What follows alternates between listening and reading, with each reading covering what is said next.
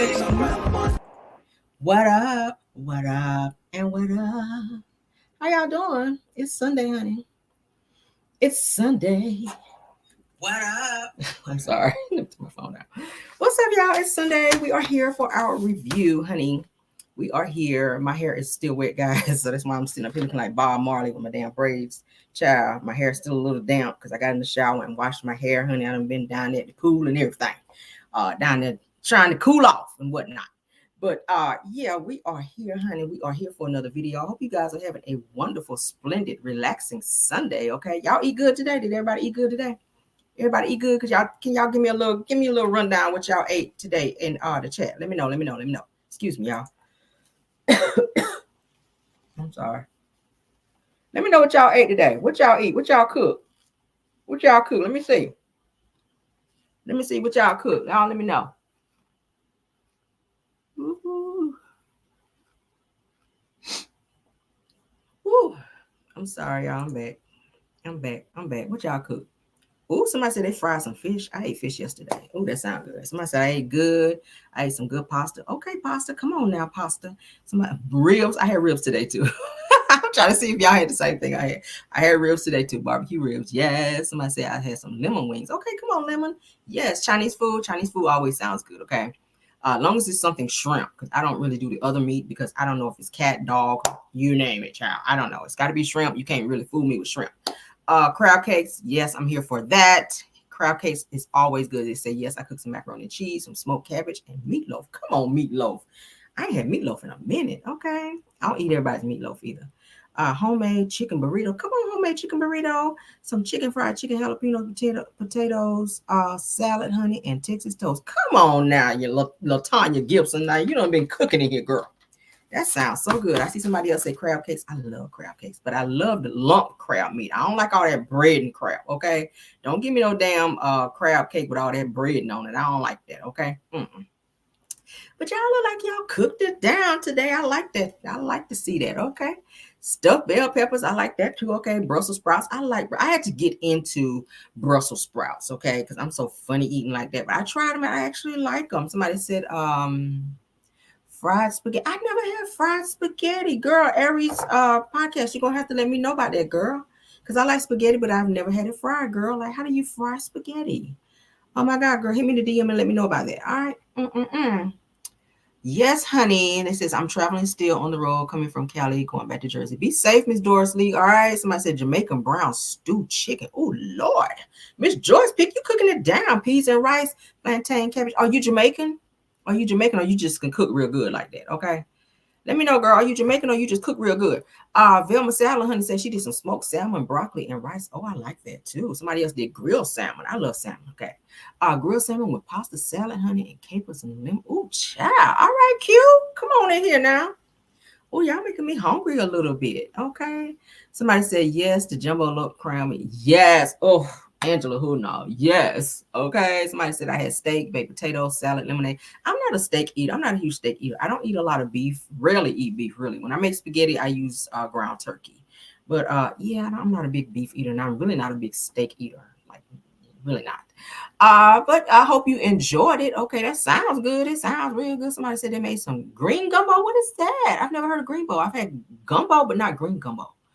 Okay, this is it. That's how I make mine with the lump crab. I've heard the Ritz crackers. Okay, yes, and I use Ritz crackers when I do my. Not to get off topic, I use Ritz crackers, you guys, and we're gonna get on to the show here in a second. I know they're like, damn, camera, this ain't no damn cooking show, but I use Ritz crackers when I make my like my broccoli cheese casserole, or if I do a squash casserole, like I crunch them up and I put them on top of my broccoli with my, because I use the Velveeta cheese. Well, I do like a cheese sauce, and I use different cheeses, but the main cheese that I like to use is the Velveeta cheese, and I melt it down to make a cheese sauce with it, and I add my other like smoked Gouda and stuff like that in it. But anyway, I crunch up some of those or crumble up some of those Ritz crackers over top, and I bake it, y'all. Y'all, because I'm a crust type of girl. I'm a crust. Even with peach cobbler, I don't like all them damn peaches. Like, I mostly eat the crust part. Anybody else like that? I'll eat peach cobbler, but I mostly like the crust part. Like, that's just, ugh. All right, so they said that that's the best fried spaghetti. Oh my God, somebody else had fried spaghetti. Where I been, okay? Because I'm a foodie. Why ain't nobody fried spaghetti? Y'all be sleeping. They said, oh my, yes, with the Jamaican food. Yes, okay. Somebody said Wanda's turkey legs. Baby, are you at the ER? Girl, let's go ahead and send up some prayers and condolences up to you, baby, because says she has some of Wanda's turkey legs, baby. Let's go on and say, ooh, hold on, honey. Let me stop my show for you. Ooh, Lord, please send her. Yes, Lord. Send her now, Lord. All right. You should be all right, girl. Girl. Please do not be over there eating on the Wanda's turkey legs, baby, because I ain't got time to be hearing about y'all up over there in ICU, baby, okay? I ain't got time. Curry goat, yeah, I got to pass on the goat. I ain't down for the goat, but it sounds like it might be okay. All right, I'm real funny eating like that, okay? Ribs and lasagna, that sounds good. All right, come on in here. Y'all cook down today. I ain't mad at it, okay? Yeah, oh, she give me the recipe right now. Come on here. All right, let's get on into the show. Chicken, broccoli, Alfredo salad, and come on, garlic bread. Yes, Lord, I love broccoli with my Alfredo too. That is hitting. Y'all some cookers. I got some cookers in my chat, okay? Oh, yes, honey. That does sound good, baby. Do that, honey. Do your broccoli, honey, with that cheese sauce and crumble up them Ritz crackers on the top, baby. Ooh, child. That is some good eating right there, okay? That's some good eating. All right, somebody said Wanda's turkey wings. Baby, I know you down there with about several IVs running up and through you, baby. I know you are, honey. I hope they can bring you back to life. They might have to put them jumper cables that they put on you in the hospital, honey, up in there to bring you on back, baby. Because ooh, child, and ooh, child. Crawfish fettuccine. Come on here, KBR. That sounds a little fancy or whatever. That sounds a little fancy. A little crawfish, all right? Salmon with baked potatoes. Okay, yes, girl. $30 turkey legs. Somebody say, I don't think so. I know that shit right. All right. Happy Sunday to all of you. All right. Okay. This is a caramel. I believe that you have a troll in the chat. Okay. Let's go and get them up out of here because we ain't got time for that. Okay. I'm going to let you know this right now, troll. I know it's Sunday, but you will get cussed the hell out. Okay. All right. Now, I done went to Bedside Baptist today and the Lord done spoke to me a little bit today, but I'm not above cussing the bitch out today. Don't come in here with no bullshit. You're going to come in here, behave. All right. You welcome to stay troll, but if you act a fool, so will I. All right. Like your mama used to tell you, wherever you act the fool, that's where I'm going to act the fool. All right. Act up and get snatched up. Try it. Okay. Mods, be on it too. The first time you see that ass act out, then again, I'm going to go ahead and put that ass in time out if they do it today. All right. We ain't playing with y'all. You're not about to mess on my damn show. All right, we got a good review coming for y'all. Don't try it now, okay? It's hot outside.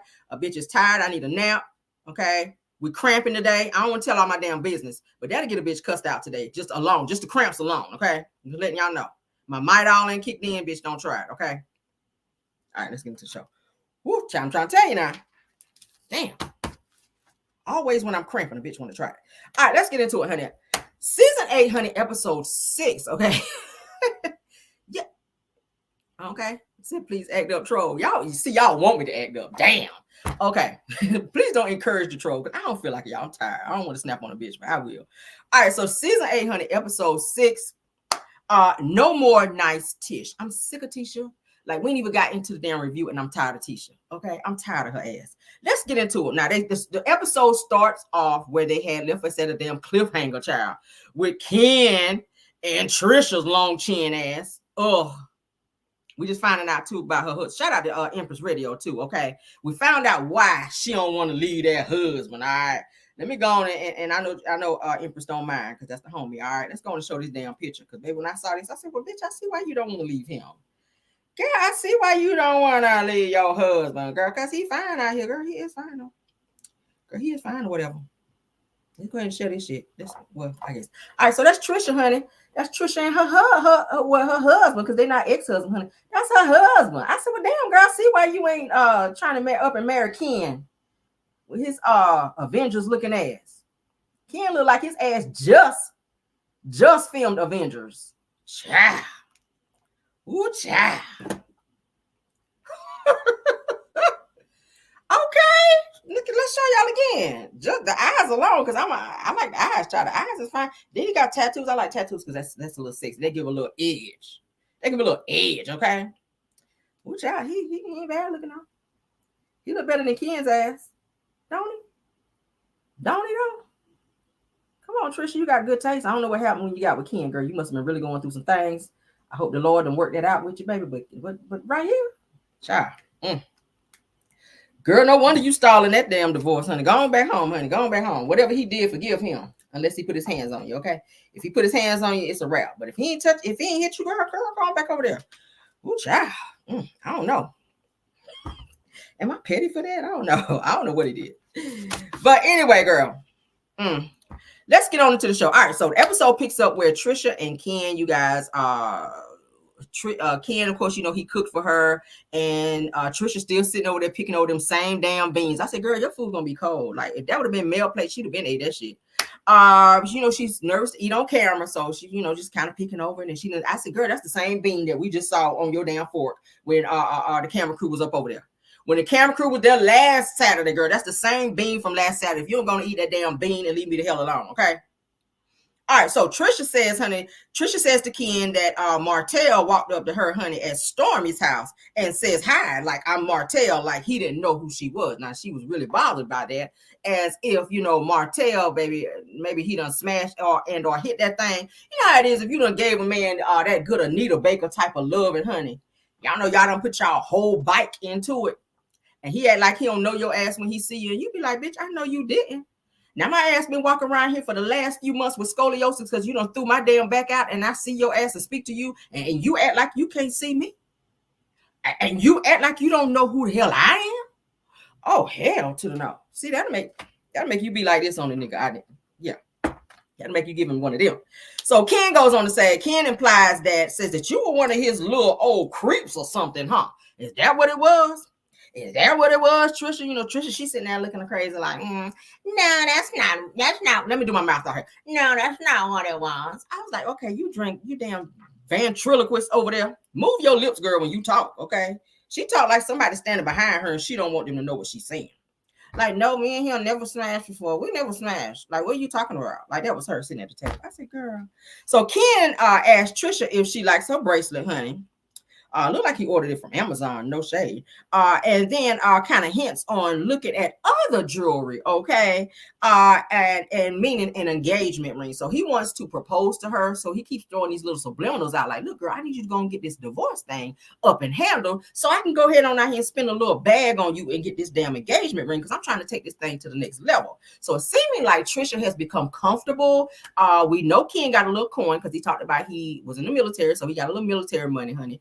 And he also has his own, I think he drives a truck like over the road. We already know, honey, the truck drivers make real good money. So you saw their house, honey. The house is huge. They living nice up over there. All right, better than just about everybody on the show except the Fletchers, okay? And with the exception of Melody too. Melody's living good. But so yeah, he's letting her know, look, I'm ready to go ahead and move on to the next level with this thing. So Trisha says, honey, she gets very nervous thinking about marriage, okay? Now, she said because it's very scary. And I think there are other things that may be tied into Trisha not wanting to go ahead and marry Ken. Yeah, child. Right. So, but he says, okay, let's continue though, because they said propose. Right. So Ken says that he says, is it because you that you don't want to do it or you're having second thoughts? And then he goes on to ask Trisha, he says that he don't want to go all in 100%. And then she decides that she doesn't want to do it. So he don't want to go out here, buy the ring, get down on one knee, make it all public, you know, in front of the family, say, hey, I'm going to marry Trisha, And then she turn around and be like, you know what, Ken? I ain't going to be able to do it. Yeah, I ain't gonna be able to do it. I think I'm gonna go back to my ex-husband, that type thing. So he don't want to put his whole heart out like that and have his heart broken. He seemed like a sweet guy. He seems like a very sweet guy, but I'm just saying she doesn't seem 100% in. Okay, and I think he's starting to pick up on that because he's like, damn, you ain't even had a conversation with this man to even go out here and end it. I mean, even initiate the paperwork. Because, you know, some people, they'll file for divorce just to kind of get that other person's attention. They don't really want to divorce them, but sometimes they got to initiate that paperwork to let them know, look, bitch, I'm tired of your bullshit, okay? Now I'm going to go on out here and file these papers and keep right on, and I'm going to go ahead and I'm going to follow through with it, okay? Period. So she ain't even did that yet. So of course, y'all know Stormy was saying that he was kind of like Mr. All Color Purple. So I don't know if he has some abusive ways or whatever towards her, which is making her scared to want to jump in. Okay, somebody said her husband is fine. Let's show this picture one more time, child. Because when I saw it, I said, oh, child, girl, you got good taste. You got good taste. Like, that's my type of height right there. That's my type of height. Okay, he's not bad. I love the eyes. He got pretty eyes. My husband got pretty eyes too. Yes, child. I can't even stay mad with you with them eyes. Get the bat in them eyes. I'll be like, oh, whatever you did, I forgive you. You ain't even apologize yet. I'll be like, I forgive you. Shit. You ain't even apologize yet. Damn. Child. All right. I'm tripping. Y'all.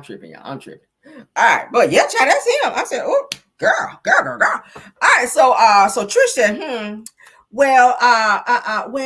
he said, so you don't want to do it? Like, what is it? You don't want to get married? Like, what is it? And she's like, so she starts doing all this damn stuttering. So Ken is like, so your intentions are to get married, right? Okay. I'm sorry, y'all. There's a glare. I got my window open. All right, there we go. Boom, that's better. All right, so Trisha says, yeah, she's sounding a little timid. She said, yeah.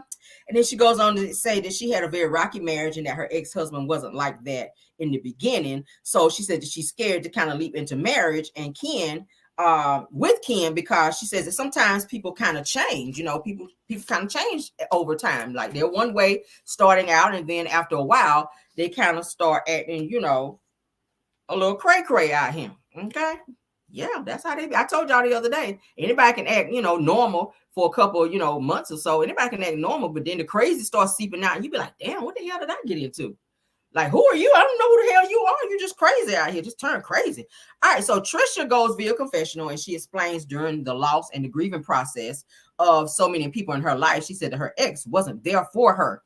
Okay. She says that he was there for other people and pretty much neglected her and her needs, which makes her scared to jump in another situation. But my thing is this: a lot of times you kind of stick your own foot up your ass and you kind of miss out on a blessing in disguise. I mean, Ken could be her blessing in disguise, and he may be a great guy for you, and you may be about to lose that by not letting go. So you can't move forward if you're still reaching back to something that you need to let go of. You can't have both. Okay, back here you got to let go of back here and start reaching up here. Okay, period. You got to do that. If you love this man, if you love Ken, you want to be with Ken, y'all already living together, okay, which is, I mean, that's what a lot of people are doing now. A lot of people are doing that now.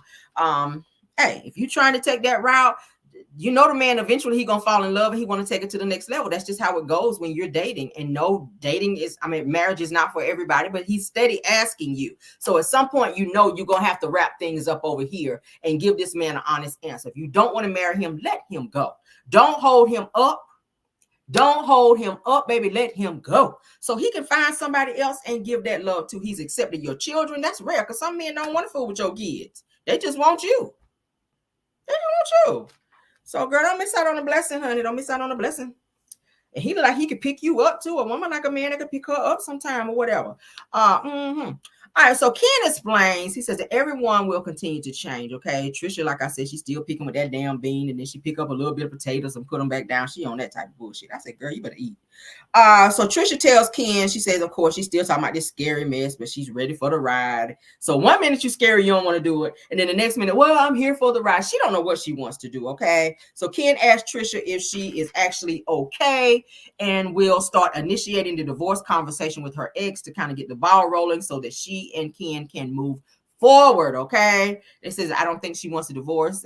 Said my eyes, right. I don't think she does either. I think she's reminiscing because he look like he might throw you back out too. He fine. He like he might do a little thing up in there too.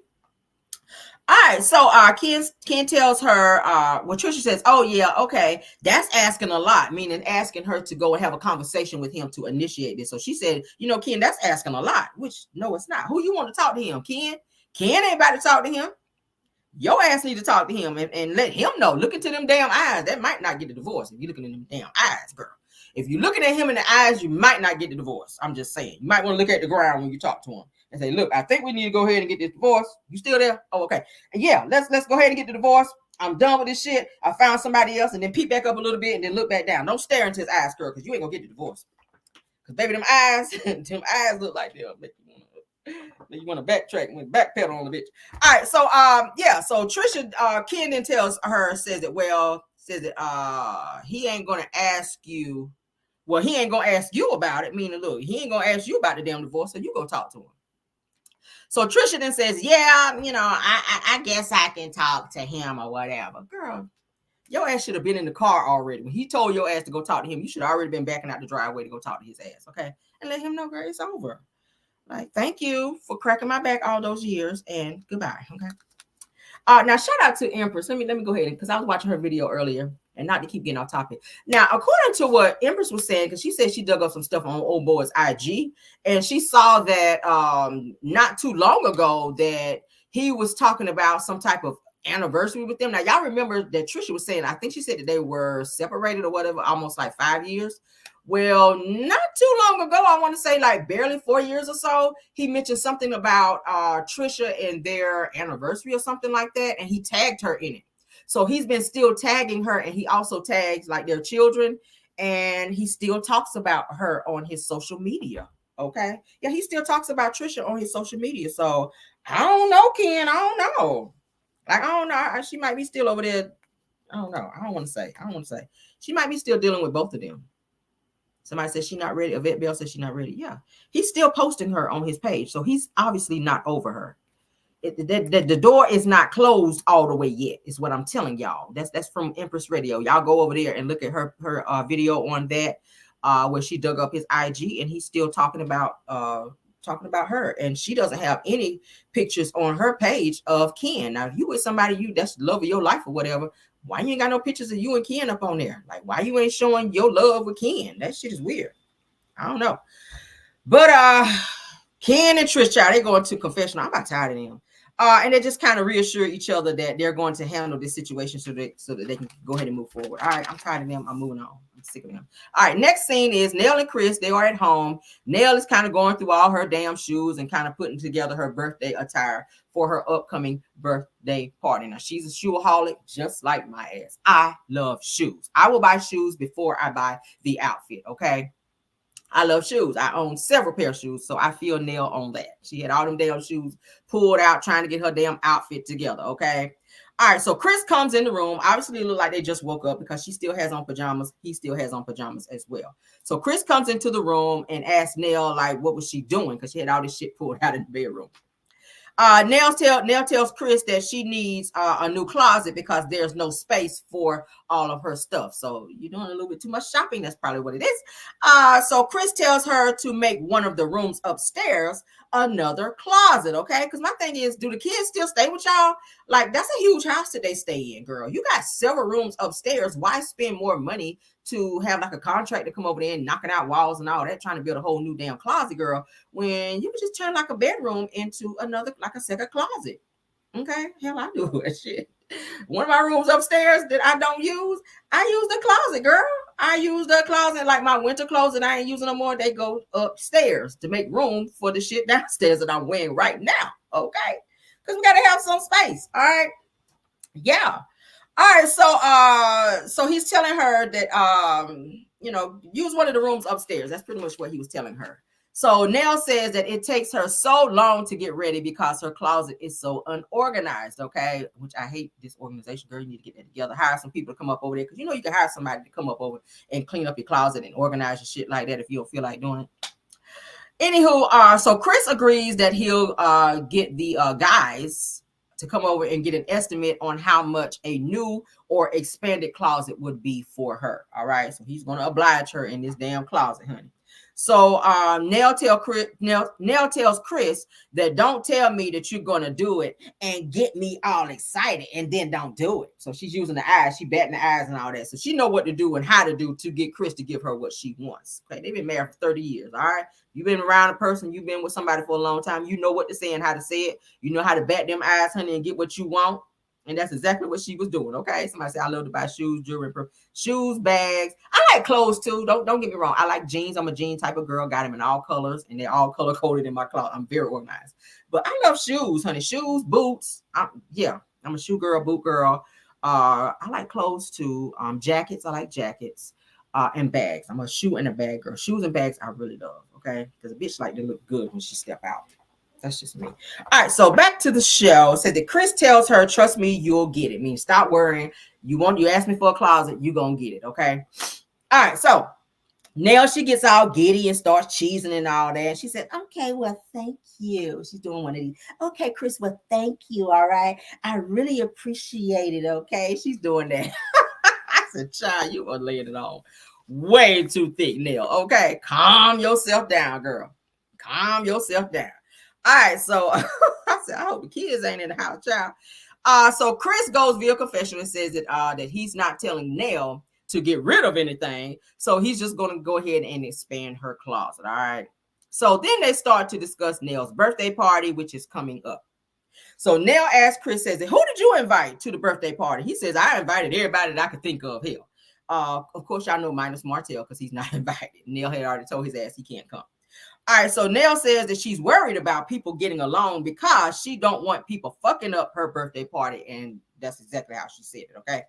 All right, so Chris assures her that people will be on their best behavior, as if you would know that, because child.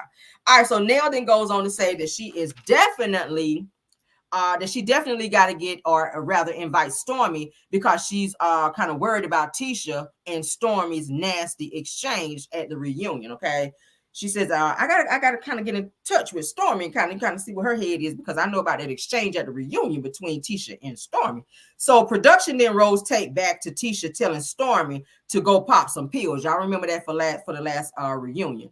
And then was saying that Stormy actually owes invoices to everybody all over Huntsville, as if Tisha and Marceau don't owe people as well, all over Huntsville and the damn surrounding areas, including back taxes and all that shit. Y'all owe everybody, so you cannot be calling Stormy out. Chris tells Nell, says that, yeah, it was a very deep reunion. It got very deep at the reunion. All right. So Nell says that she's worried that they're going to be arguing at her party, okay, because they kind of left off on a bad note. All right, so Chris goes on to tell Nell, says that it might be a good time to go ahead and get both Stormy and Tisha, aka Baby Bob, that's what I call her as, together, just to kind of see where the area is, kind of clear the air prior to the party. So Nell says that so they should talk about it. Yeah, what you think? So Chris is like, yeah, get them together and let them talk about it so that they can iron this mess out. So so that they both agree that they're going to go ahead and make that happen. And they because if they show up, they don't want it to be any mess there. So Nell was saying that, okay, the kids are going to also be there too, their kids.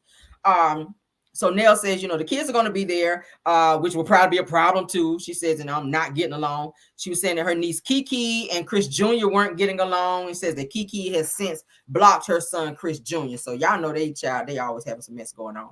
So Chris then says that what is she doing? What's she doing now? She acting like Lexi, because y'all know Lexi was saying that she blocked Nell and Chris and all them. So she ain't fooling with none of them. Lexi done blocked the whole damn family. So Chris was saying, what is Kiki doing now, acting like Lexi? So Chris says that, speaking of Lexi, says that I reached out to her, but she did not answer, and she has not reached back out to me. So she's still mad, obviously, okay?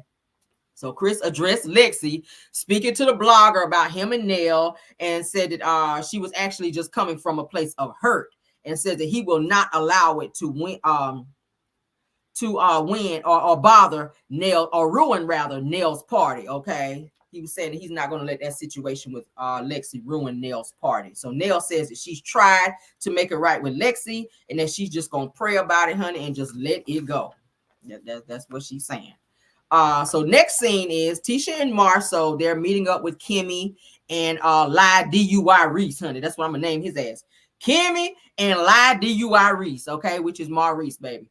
To discuss the project that Marceau is supposed to be doing for them. Now, Kimmy is going to throw out a lot of subliminals and a lot of shade towards Marceau, which further confirms what everybody's been saying about his ass not doing good work out here. Yeah, so Maurice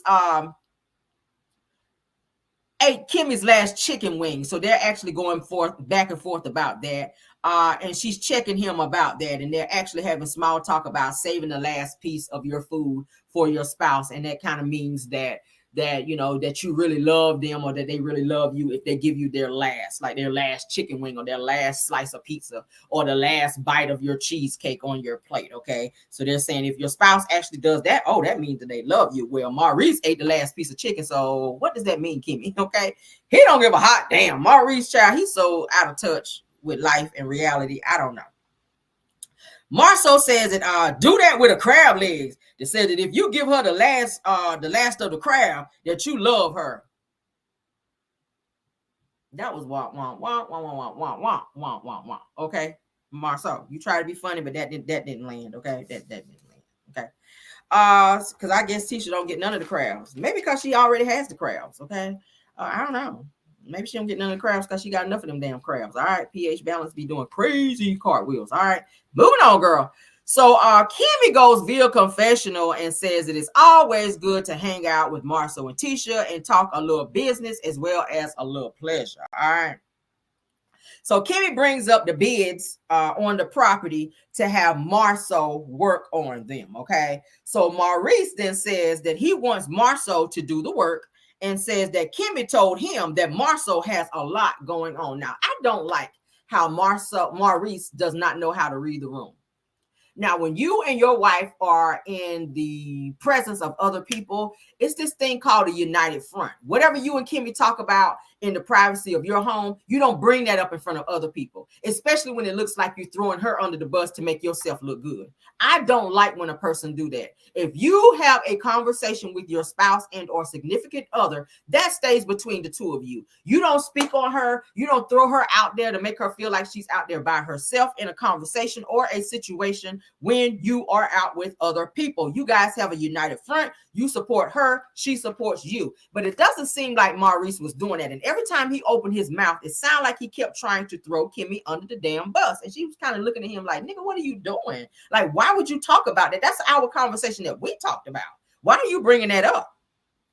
So Kimmy says that she's been working with her friend Andrea. Y'all know the one that gave her the damn Kegel balls, and she probably can't even find the damn Kegel balls all up there in her damn burnt libido. Says that she has 3 serious people to do some work, but she wants someone to do the work in a in a timely manner, rather. Okay, she wants somebody to do the work in a timely manner, and not take up to a year. Okay. Like Marcel tends to do. I said that's some shade. That's some shade right there, okay? Because if you know what you're doing, it should not take you that long to get it done, period. So Kimmy confirms, like I said, that Marcel does not follow through with doing what he's supposed to do. And he also he expands the jobs out and he does not finish it. That's what Kimmy was saying. He likes to expand his jobs out and he don't finish them and he don't do good work either, okay? So Kimmy doesn't trust Marcel's work, okay? And she says that it could cause issues with them relationship wise, and I agree with that. A lot of times when you try to work with friends and family, sometimes the shit don't work out when money is exchanged or when you're trying to exchange money in some type of way. Sometimes it don't work out. Y'all fall out to where y'all don't be speaking no more. Maybe they do some trashy work and you don't pay them all this damn money and then they don't want to do you right, so then y'all go to not having no relationship at all. Okay, because Kimmy already said if it wasn't for Tisha and her being like sister-in-law, she wouldn't fool with her at all anyway. Okay. So Kimmy tells Marcel and Tisha that when they worked on Marcel's mom's house, that Marcel would get frustrated when Kimmy asked how far along they were on the completion. Okay. And that's because Marcel and Maurice's mother was living with Kimmy and Maurice right after they got married. So y'all know that had to be hell. Right after Kimmy and Maurice got married, their mother moved in with Kimmy and Maurice because her house was not done. She had to have somewhere to go. All right. So Marcel would get upset and get frustrated with Kimmy, continuously asking, okay, when is her house going to be done? When is her house going to be done? Like, are y'all about done? Like, what else y'all got to do? When is the house going to be done? All right, so Tisha, she's sitting there looking embarrassed the whole time that Kimmy is going on and on about Marcel not, following up in a timely manner. Tisha kind of has this look on her face like, okay, Kimmy, like you kind of laying it on too thick. Like this is kind of embarrassing. Like you're doing too much for the cameras right now. Okay, Marcel, he's kind of sitting there looking all dumb with this dumb look on his face like he don't know what Kimmy is talking about. And he's acting like he's never heard this before. So many people have told you, including Zen Garden, that your work is trash, okay? And that you don't be knowing what the hell you be doing. But he does stay and having time to pull up on different job sites running his mouth like he's this A+ contractor, and we all know he don't be knowing what the fuck he's talking about, okay? Because according to the deposition, sir, you've never built anything. So it's really weird that you're steady asking, can you do this job? Can you do that job? And you're acting like you're just the best contractor in Huntsville. Okay, but Kimmy is putting your ass up out there and letting everybody know that's not so much the case. All right, so Tisha says that some delays are out of our control, okay? So they go into confessional, Tisha and Marcel says that it's different when there's a pet project versus something that we're actually getting paid for. All right. Tisha sitting there. She's co-signing and agreeing. So he says that the job that he's getting paid for takes priority, which is what Marcel is saying. Okay. So he says that we get paid to build hotels. We get paid, for Scott Manor. We do apartments. We do complexes, etc. Okay. He says, of course, y'all know none of which he's ever built.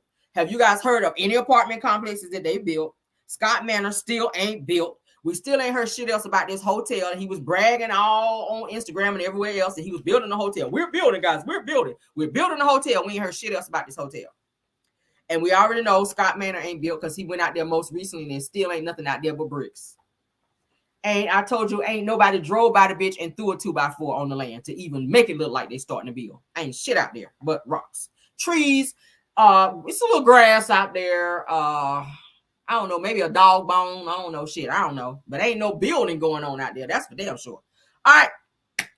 So Marceau tells Kimmy and Maurice that if they had the drawings, that he can go ahead and give them a timeline in terms of how long it will take them. So Marceau goes on to say, he says that we have project managers, we have people on site, we have contractors, we have office managers, and we have people to actually do all the work, all day, every day. Teacher sitting there nodding, yeah, we do. So Kimmy then says that my proof, honey, is in the pudding. Says that when the job is actually finished, like I don't want to hear all that shit. When the job is actually done, that's when I can kind of co-sign all of that. Okay, that you talking. All right. So Maurice then jumps in and says, we'll just let you guys put in the bid, okay? Says that Kimmy will make you guys compete for the job, all right? Here he go again. I'm like, Maurice, shut your ass up. All right, focus on your DUI. Let Kimmy do all the talking. Slow ass. All right, so Tisha then says, it's cool. We don't mind some competition, okay? I said, but you had a whole big problem with competition when Destiny's fake ass was talking about building some suites up in that rental place up there at Madani, and she was trying to get Marceau and Schultz to jump on the project when she also was asking Mel and Martell to do it through Holt and Holt. So whenever she brought it up to Marceau and Tisha to say, hey, I've also asked Mel and Martell to do it, so whoever the highest bidder or the best bidder is, then whoever the best man is for the job, then that's who can do it. So then Tisha and Marceau said, well, just let them have it then, because we're not doing all of that. If you want us to do the job, then just let us do it. So you didn't want to compete with Holt and Holt, but now you're out here saying that you don't mind competition. You had a whole problem with that. Do y'all not remember that? That's what, 3-4 seasons ago? 3-4 seasons ago. Just give it to Holt and Holt. If it comes down to that, just give it to Mel and Martell then. You didn't want to do all no competing with them then. All right, so Kimmy, that's Maurice knows, says, stop acting like it's just me wanting this, Maurice. Like they ain't had this conversation at home. Maurice get in front of his brother and act like, oh, this is just Kimmy. This is Kimmy talking. I ain't got shit to do with it. This is all Kimmy and how Kimmy feel. When he done sat there and probably agreed with everything this girl said at home, but you're going to get out here in front of Kimmy, in front of Tisha and Marceau and act completely different and just throw Kimmy out there. I don't like how he do that shit, and it irritates me.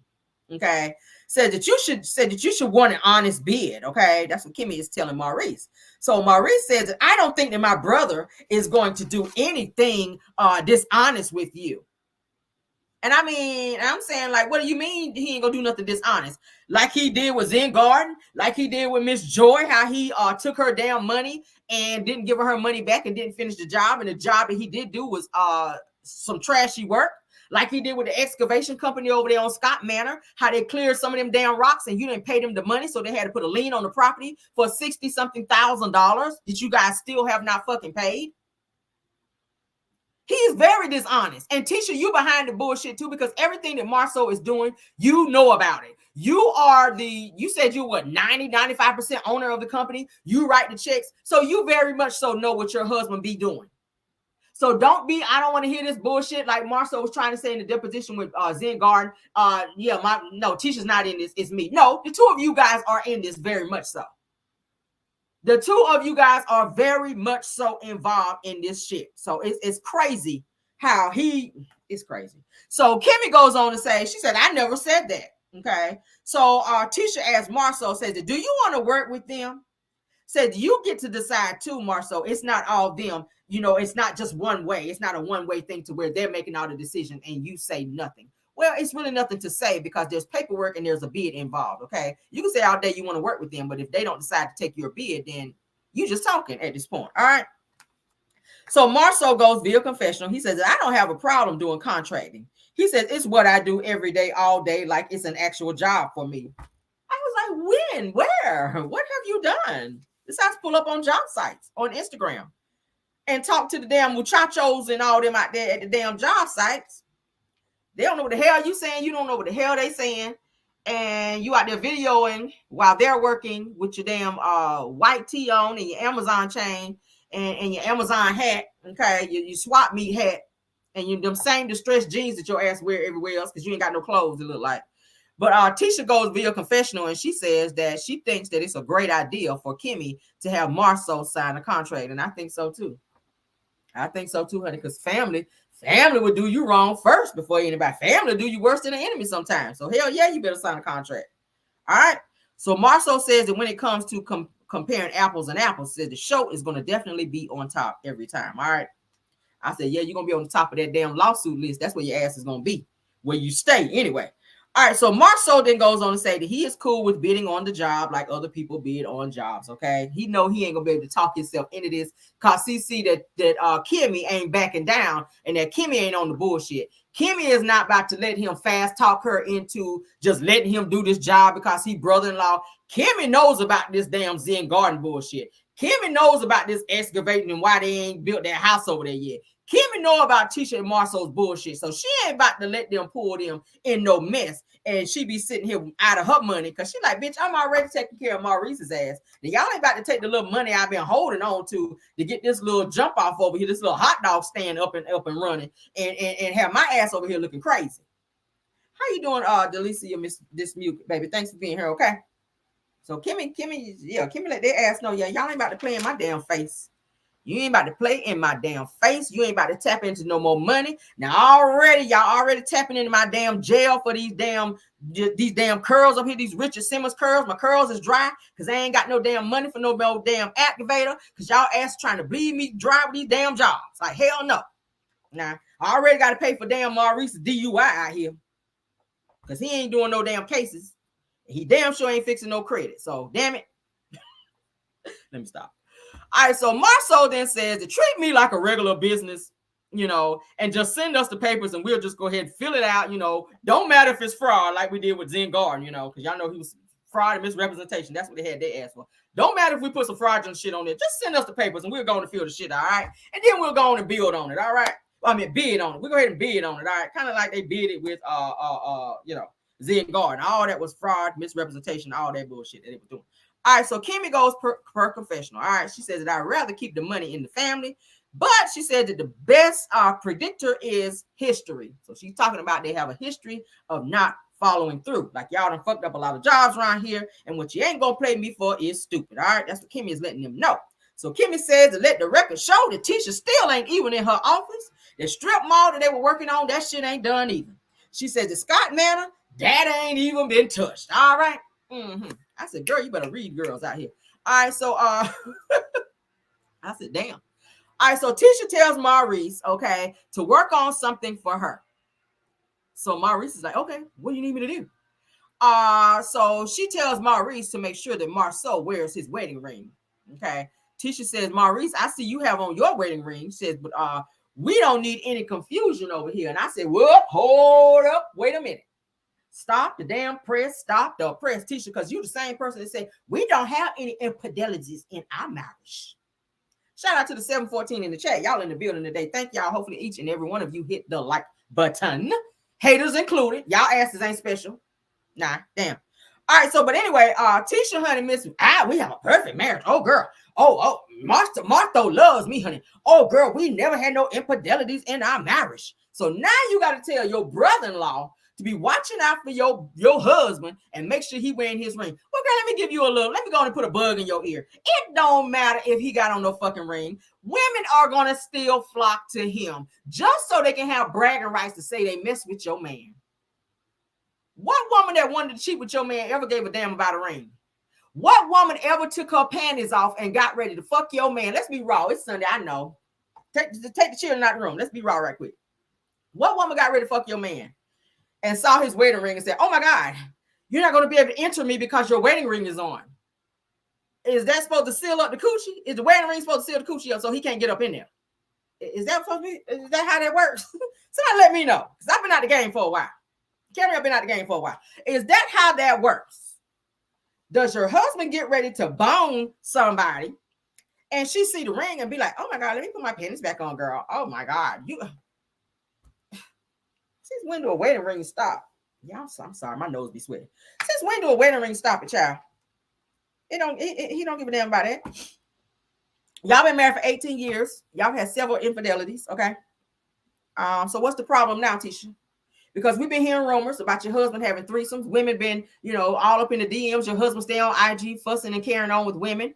There was a woman when Marceau was on live that said that she could treat him better than Tisha. Then he tried to be a little smart ass and try to get ahead of it because he know Tisha be watching his lives and say, hey, you can never do nothing better than Tisha. Nigga, bye. If Tisha weren't on that live, you would have been going back and forth with that woman and you would have took her up on that offer. He ain't fooling nobody. Because I've seen plenty of times where Marceau done been in the DM, not the DMs, but in the comments, going back and forth with women, getting smart with them and saying little shit. And then he go into the DM to make the conversations personal. So Tisha, I believe Tisha is dealing with some shit behind the scenes. It is not a haphazard event that we've been hearing about some infidelities with Marceau. Okay. And now she's proving that by saying, please make sure that he wear his ring because the hoes be on him and he be on the hoes. And that's just on period. Okay. So Maurice can't tell nobody nothing about no damn wedding ring because his ass done admitted to having fivesomes. So you talking about two niggas that's out here running around with no damn wedding rings on, that's out here busting it open with anybody they can. I mean, ask Maurice where his ass was the night that they had the down to the bar thing down there with Funky Dineva. Kimmy's ass went home. He was still out and got arrested around noon. So you tell me where the hell he was. Obviously, he didn't give a damn about no wedding ring that night. I'm just saying, you asking the wrong one to be asking about a damn wedding ring. All right, so Maurice and Marceau both, well, we already talked about it. So Marceau then asked Tisha, says, did she have on her ring? So she puts her hands up to show him the ring. And I was like, do you have the ring on? And the ring was so damn small, I couldn't even hardly see it. I said, well, damn, where your ring at, girl? It look like a little, y'all know that little gold thing to go on the rice thing. Look like a little rice thing, the thing to go on the rice. That's what it looked like, a little tiny little thing. I said, girl, what kind of ring is this? So he gonna try to be smart and say, what the F? I bought you a 5-carat ring. You mean, this the ring you got on? I said, nigga, when you bought her a 5-carat ring? When you bought her a 5-carat ring? Y'all ain't even got no plug outlets over y'all plugs at home, but you buying 5-carat rings. You done told your wife to go down there, honey, to rent a center and get some damn furniture, but you buying 5-carat rings. Yeah, I'm gonna call that shit out because I ain't forget. Y'all don't forget shit over here. You buying 5-carat rings and y'all ain't got no plug outlets because I saw that shit. I peeped it when Tisha was trying to show her house off to Destiny because they did a little renovating and whatnot. Bitch, y'all ain't got no, somebody said rent a center, took it back, the ring. KBR, you doing too much right now, okay? The ring came from Rental Center? Let me find out. Let me find out you paying $25 a week on Cuba zirconia. Oh, they're talking about it's a 5-carat. Let me find out. They ain't got no plug outlets. They ain't have when the camera paying, and I said I blame the cameraman because y'all messy as fuck. Who is paying in that low down to the plug outlets? You wanted me to see that. You were saying, Caramel, I hope you watching at this point because I want you to see that they ain't got no damn plug outlets. And they damn sure didn't. On several outlets. She's like, yes, this is giving a Miami vibe. She can't say vibe. This is giving a Miami vibe. I said, they ain't got no plug outlets in Miami either. Let me find out. Hell. Let me find out they ain't got no damn. Baby, y'all are broke, remember? Stop playing in my damn face. Y'all love being in this area. All day, every day. Y'all stay in this area playing all the time. I'm so sick of y'all asses. Next scene, child. Next scene is Courtney and Ken, honey. They meet up at the gym. They could have left this shit out because it was mad boring. All right. And I ain't even going to do like every single thing that they say because I was just like, ugh. So they discussing Martell, kind of acting like he didn't know Trisha whenever Ken is kind of acting like he's suspicious that Martell maybe hit that with Trisha and was saying that maybe kind of she was like a little sneaky link or whatever. Says Kimberly, I do notice. I really do notice everything, y'all. If you ever go out with me, I already told you, I don't miss shit. If you got a hole somewhere, I'm gonna be the bitch to see it. Okay. If you got a run in your stockings, you don't know the shit there, but I know it's there. All right. I don't know why God gave me a third and a fourth eye, but I don't miss anything. Okay. I don't. All right. If your car smoking, I'm probably gonna see that shit. Be like, y'all selling barbecue? Oh, nah, it's just your alternator, girl, acting up. My bad.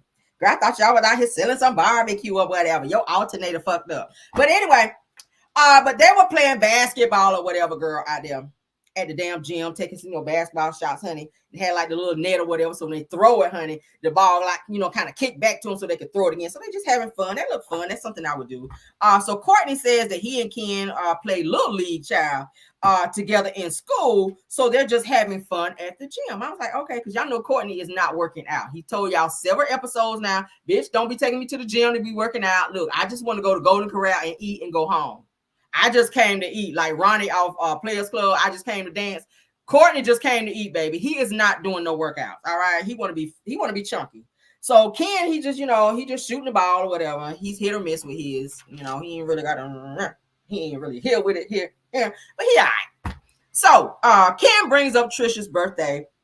It says that Trisha's birthday was the other day, and how he wants to marry her, and but she, because she keeps him grounded or whatever, and keeps him in the gym and keeps him focused. So he just kind of, just giving all these, great things about her, and how she just kind of keeps him, up here. So he's speaking very highly of her. So, and says that she's the one for him. I was like, okay, that's nice or whatever, but the bitch ain't went out here and signed no papers yet, So Courtney says, so yeah, but being married is fun. So he's telling Ken that. So Ken says it's kind of actually scary, bro.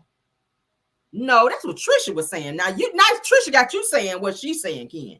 So Ken is scared to go hard for Trisha, like I said, in case it don't work out, because he don't want his pride crushed. Okay, yeah, he want to go to Golden Corral. I see y'all putting it there. He want to go to Golden Corral, child. He ain't trying to go work out nowhere, child. He doing this with the fork. This him with the chicken, child. This him. He working out with that fork and that spoon and that knife, child. Mashed potatoes, child. He doing the arm lifts, child, with the chicken, with the turkey leg over there, child, from the bar. He like this at the table. This him. That's the only workout that Courtney ass gonna do. All right. He gonna put a little bit of mashed potatoes up on the spoon again. That shit. That's the only workout his ass do. All right. Moving on, child. Why am I so messy today? Lord have mercy. All right. So he said he's scared, child. So Courtney says, well, when is that gonna be over? When is that gonna be over? So Kim was like, look, I don't know. So Courtney says, well, she can be engaged for now, though. Like, you can go ahead and just propose to her, and until she get all that shit worked out, y'all can just be engaged. So Kim was like, no, like, I don't want to do none of that yet until she's fully divorced, and I don't blame him. Don't go buy nothing. Don't do none of that shit yet, because like I said, y'all, I showed y'all the picture. I showed y'all the picture of how this man look. There's a reason why she ain't moved forward. Okay, I need to show the picture again. All right, so Ken says that, like I said, that he don't want to get nothing yet. He don't want to buy no rings or nothing yet. So Courtney's asked, do people actually know that she's still married? So Ken says, well, people still think that she's married to the ex, which he is. Okay. Well, hold on. Says no. People still think that that she is still married, meaning to the ex, right? So then it goes on to say that that when they see the two of them out, that they ask her, "I thought you were married." So they think that she's actually sneaking around with Ken when they're actually just dating. Okay, so people know she's married, but then when they see her with Ken, it's like weird because they feel it's like she's kind of sneaking around on her husband. That's what Ken was trying to say. So Courtney says, well, people need to just mind their business, okay? So Ken says people think that she's actually cheating on her husband when they see us out and about, and says that did she leave her husband for Ken? That's what Ken was saying, and said, and that's not the case. Said that Trisha was actually separated 3 or 4 years before I actually came into the picture. I said, wow. So Courtney then says so did she actually sign? Hold on, says it so she didn't sign the papers for like 5 or 10 years. Ken says, so what if she don't sign the papers for 5 or 10 years? That's what Courtney's saying. I'm sorry, y'all. Courtney's saying, so what if she don't sign the papers for 5 or 10 years?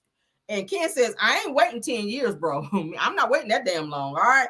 So Ken goes via confessional. He says that I love Trisha and it's very frustrating waiting on her to kind of set the papers in order. He says it is really not her fault, but she can kind of go ahead and force the issue, okay, a little bit more. All right. So it's kind of her fault too. It's their fault because they're married.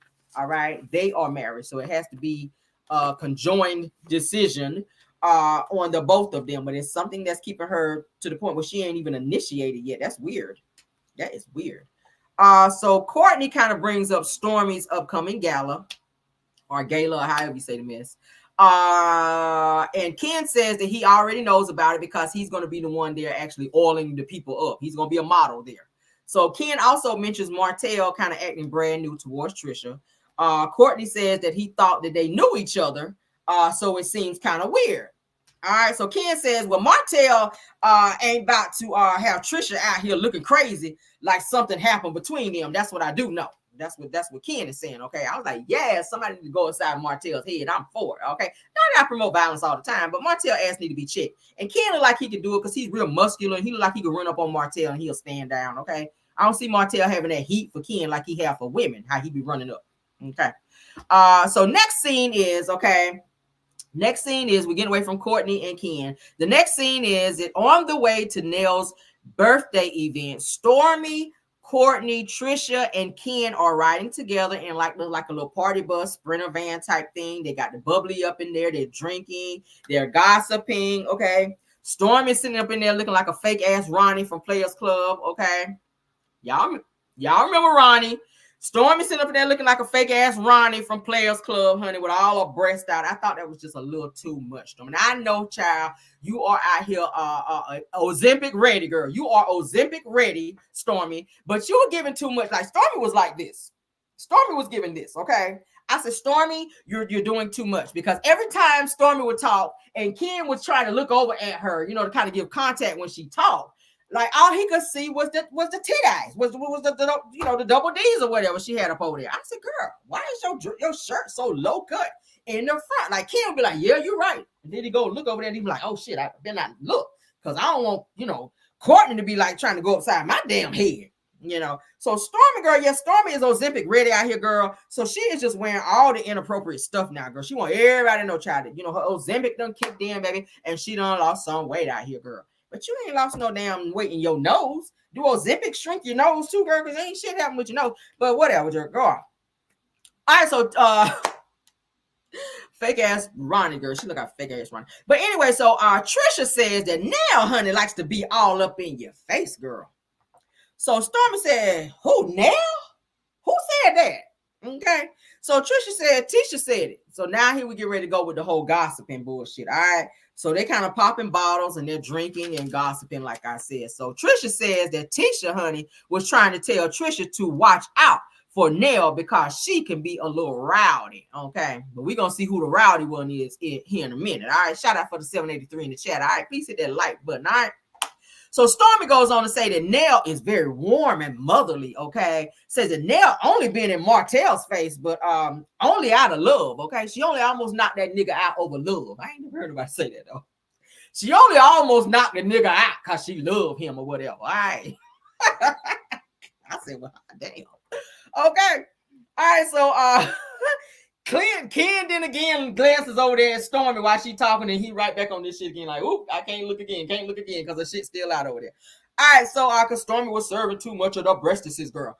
So Stormy said, well, what Tisha say about me, okay, if she over there talking about Nell, because I know she has some shit to say about me or whatever, girl.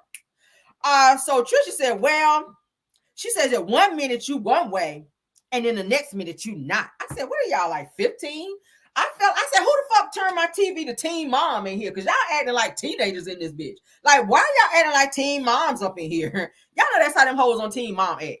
Well, you know, she had said this about you over here. And then, girl, let me tell you what this one over here said. I said, y'all act like y'all ass on the episode of Teen Moms. Who done turned my damn TV? Disrespectful ass.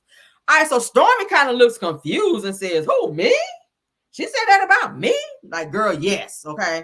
So Courtney says, look, don't be believing everything that you hear, okay? So Stormy and Courtney go into confessional and says that I don't believe that Tisha's description of me or Nell. That's what Stormy was saying, all right?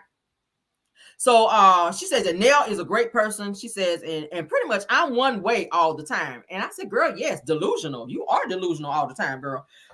So Marceau, Tisha, Maurice, and Kimmy, they're look like in a party bus too. So I don't know if this is something that Nell may have set up for all of her people that was coming to the party because they knew that they were going to be drinking and having a good time. So she wanted everybody to get home safely. So it's looking like they may have gotten party buses for them because y'all know Tisha and them ain't got no damn money. All right. So they're all on the party bus and they're on the way to Nell and Chris's thing, and they're gossiping too. Everybody's gossiping. So Tisha gets a text message from Stormy, and she reads the message from her phone from Stormy, inviting them to her gala. Okay, well, I can't say that word. Her gala, okay, or gala. All right. So the message says, "Hope you're well." Says I'd love for you and Marceau to attend my gala if you are free. Okay. So Tisha says it's weird because we haven't spoke since the reunion. Okay. Says for you to send a message like, where do we stand? I said your ass need to stand in the unemployment line. That's where you need to stand. But go off. So Marceau then says we definitely need to have a conversation, because I'm not expecting to be getting an invitation from people, who were actually yelling, who I was actually yelling with, and actually we don't actually mesh at all, none of us mesh at all. Meaning Courtney and Stormy don't mesh with Tisha and Marceau. Like, who the fuck are y'all to be meshing with anyway? Y'all are clowns anyway. You don't mesh with clowns, okay? Like, y'all are clowns. Y'all are boring. Y'all don't have shit going on, okay? And not that I'm just so into Stormy and Courtney like that. I mean, Courtney, all right. I don't really see it for Stormy's ass like that with her non-shipping ass, okay? But anywho and anyway, like, damn, like, who are y'all that somebody want to be hanging out with y'all like that? Like, who are you? So back to Trisha, Courtney, Stormy, because the camera kind of goes back and forth between Tisha, Marceau, and them, and Trisha and Courtney and Stormy and them. All right, so they're back to Courtney and Stormy and them. And Courtney says, honey, that he cannot stand them, meaning Marceau and Tisha and them. All right, because they're talking about them. So Courtney then says that Chris and Martell, that they're actually cool, and that's it. Meaning he ain't fooling with nobody else, I guess. So Stormy then says that Maurice really don't be doing nothing to nobody that you know of, okay? So Courtney then says that your wife going through fucking chemo and you acting like that. So he talking about Maurice, all right? So he calling Maurice out in terms of how he treated Kimmy when Kimmy was going through chemo, okay? He said, it's just stupid to me, man, damn. So Ken kind of starts laughing at the fact that Maurice is getting called out as well. Okay, so they're just gossiping, talking about everybody. Okay, all right. So Stormy then says that I'm glad that you said that because, baby, she says that I'm if I'm ever in a real need, says that I know that you're gonna stick beside me. Okay. And I got to give it to Stormy and Courtney. I'm not really, like I said, a fan of Stormy, but I got to say that I really do feel like Courtney does love Stormy, and you can tell that he is there for her, and he is supportive of her. So I got to give him that. All right, so shout out to Courtney for that. Stormy, fuck you, because I don't really fool with you, bitch. Moving on, Courtney then says, yeah, hell yeah, I'm going to be there for you like that. I'm there for you. So Courtney then says different strokes for different folk. All right, moving on, honey. So they're arriving at the event space. This place is called, where they're having Nell's party, is called Icons. Okay, somewhere in Huntsville, I guess. So the event space is very nicely decorated with like a huge big picture of Nell. And everyone is arriving. Nell's kids are already there. Her niece Kiki is already there as well. So the Scotts, they arrived there first. Scott 1.0, 2.0. They arrive and they actually speak to everybody. Nell's daughter Kayla actually runs over and grabs Marceau and hugs him. I was like, I ain't know y'all were that tight. So everybody kind of go and they all sit down, and of course they got to get all in Nell and Chris' business. All right. So the niece Kiki, which is Nell's niece, like I said, she's sitting beside Tisha. Tisha's just kind of staring at her, which was weird. Tisha, she's like this with it. I was like, Tisha, why you staring at her like that? All right. So Kimmy says, where's Lexi? As if she didn't know Lexi was not going to be there. See, this is bullshit I'm talking about. So Kimmy kind of opens the door for everybody to get into Nell and Chris' business. Where's Lexi? You knew Lexi was not going to be there. Lexi already said, I ain't fucking with him no more. So she said, Lexi ain't coming. Okay, Kimmy's like this. Lexi's not coming. Where's Lexi? So Kiki says, no, Lexi's not coming. Okay. So Tisha then says, Lexi says that she ain't coming back around no more. Okay. See, that's something y'all already knew, but y'all want to be in their business. So let's continue. Kimmy then says, when it's like party stuff, like, I don't know, like, that's like a moment where y'all can kind of still get together. When it's like family stuff or party stuff, that would be something that all y'all would just come together on, you know. So Marceau, Maurice, Lance, and Nell Fletcher's son, Lance, which y'all know is Nell Fletcher's son, discussed the interview with Lexi, okay, that she did about Nell and Chris, all right. So Kimmy then says that I reached out to Nell to see if she was actually good, okay, and how she was after that interview. Now, since when did Kimmy become that tight with Nell? When did Kimmy become that tight with Nell? That's what I'm trying to figure out. Because your ass just seemed like you real nosy right now. Just like, when did you become this close to what's the child, Destiny? Because you used to didn't like Destiny. When her and the Bear was on the show, like, you calling him the chicken man. She was talking shit about Lil Baby. Oh, he's a chicken man. He's a chicken man. So for a long time, her and Destiny didn't click like that. So now it was like, oh, Destiny's my girl. Destiny's my girl. Only because you want to get in her business about Sonny and Moses. Kimmy, your ass is messy. It's like you trying to be the bone carrier and the person to bring everybody together. You're trying to take on too many roles here, and I'm thoroughly confused.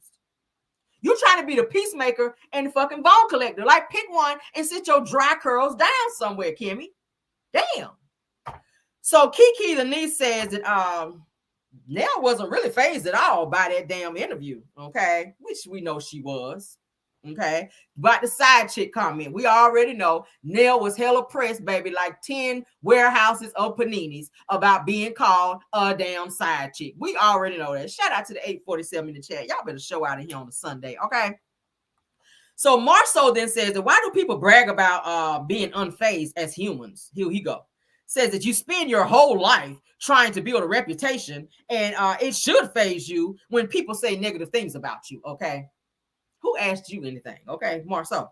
So Denise Kiki then says that when you when you walk around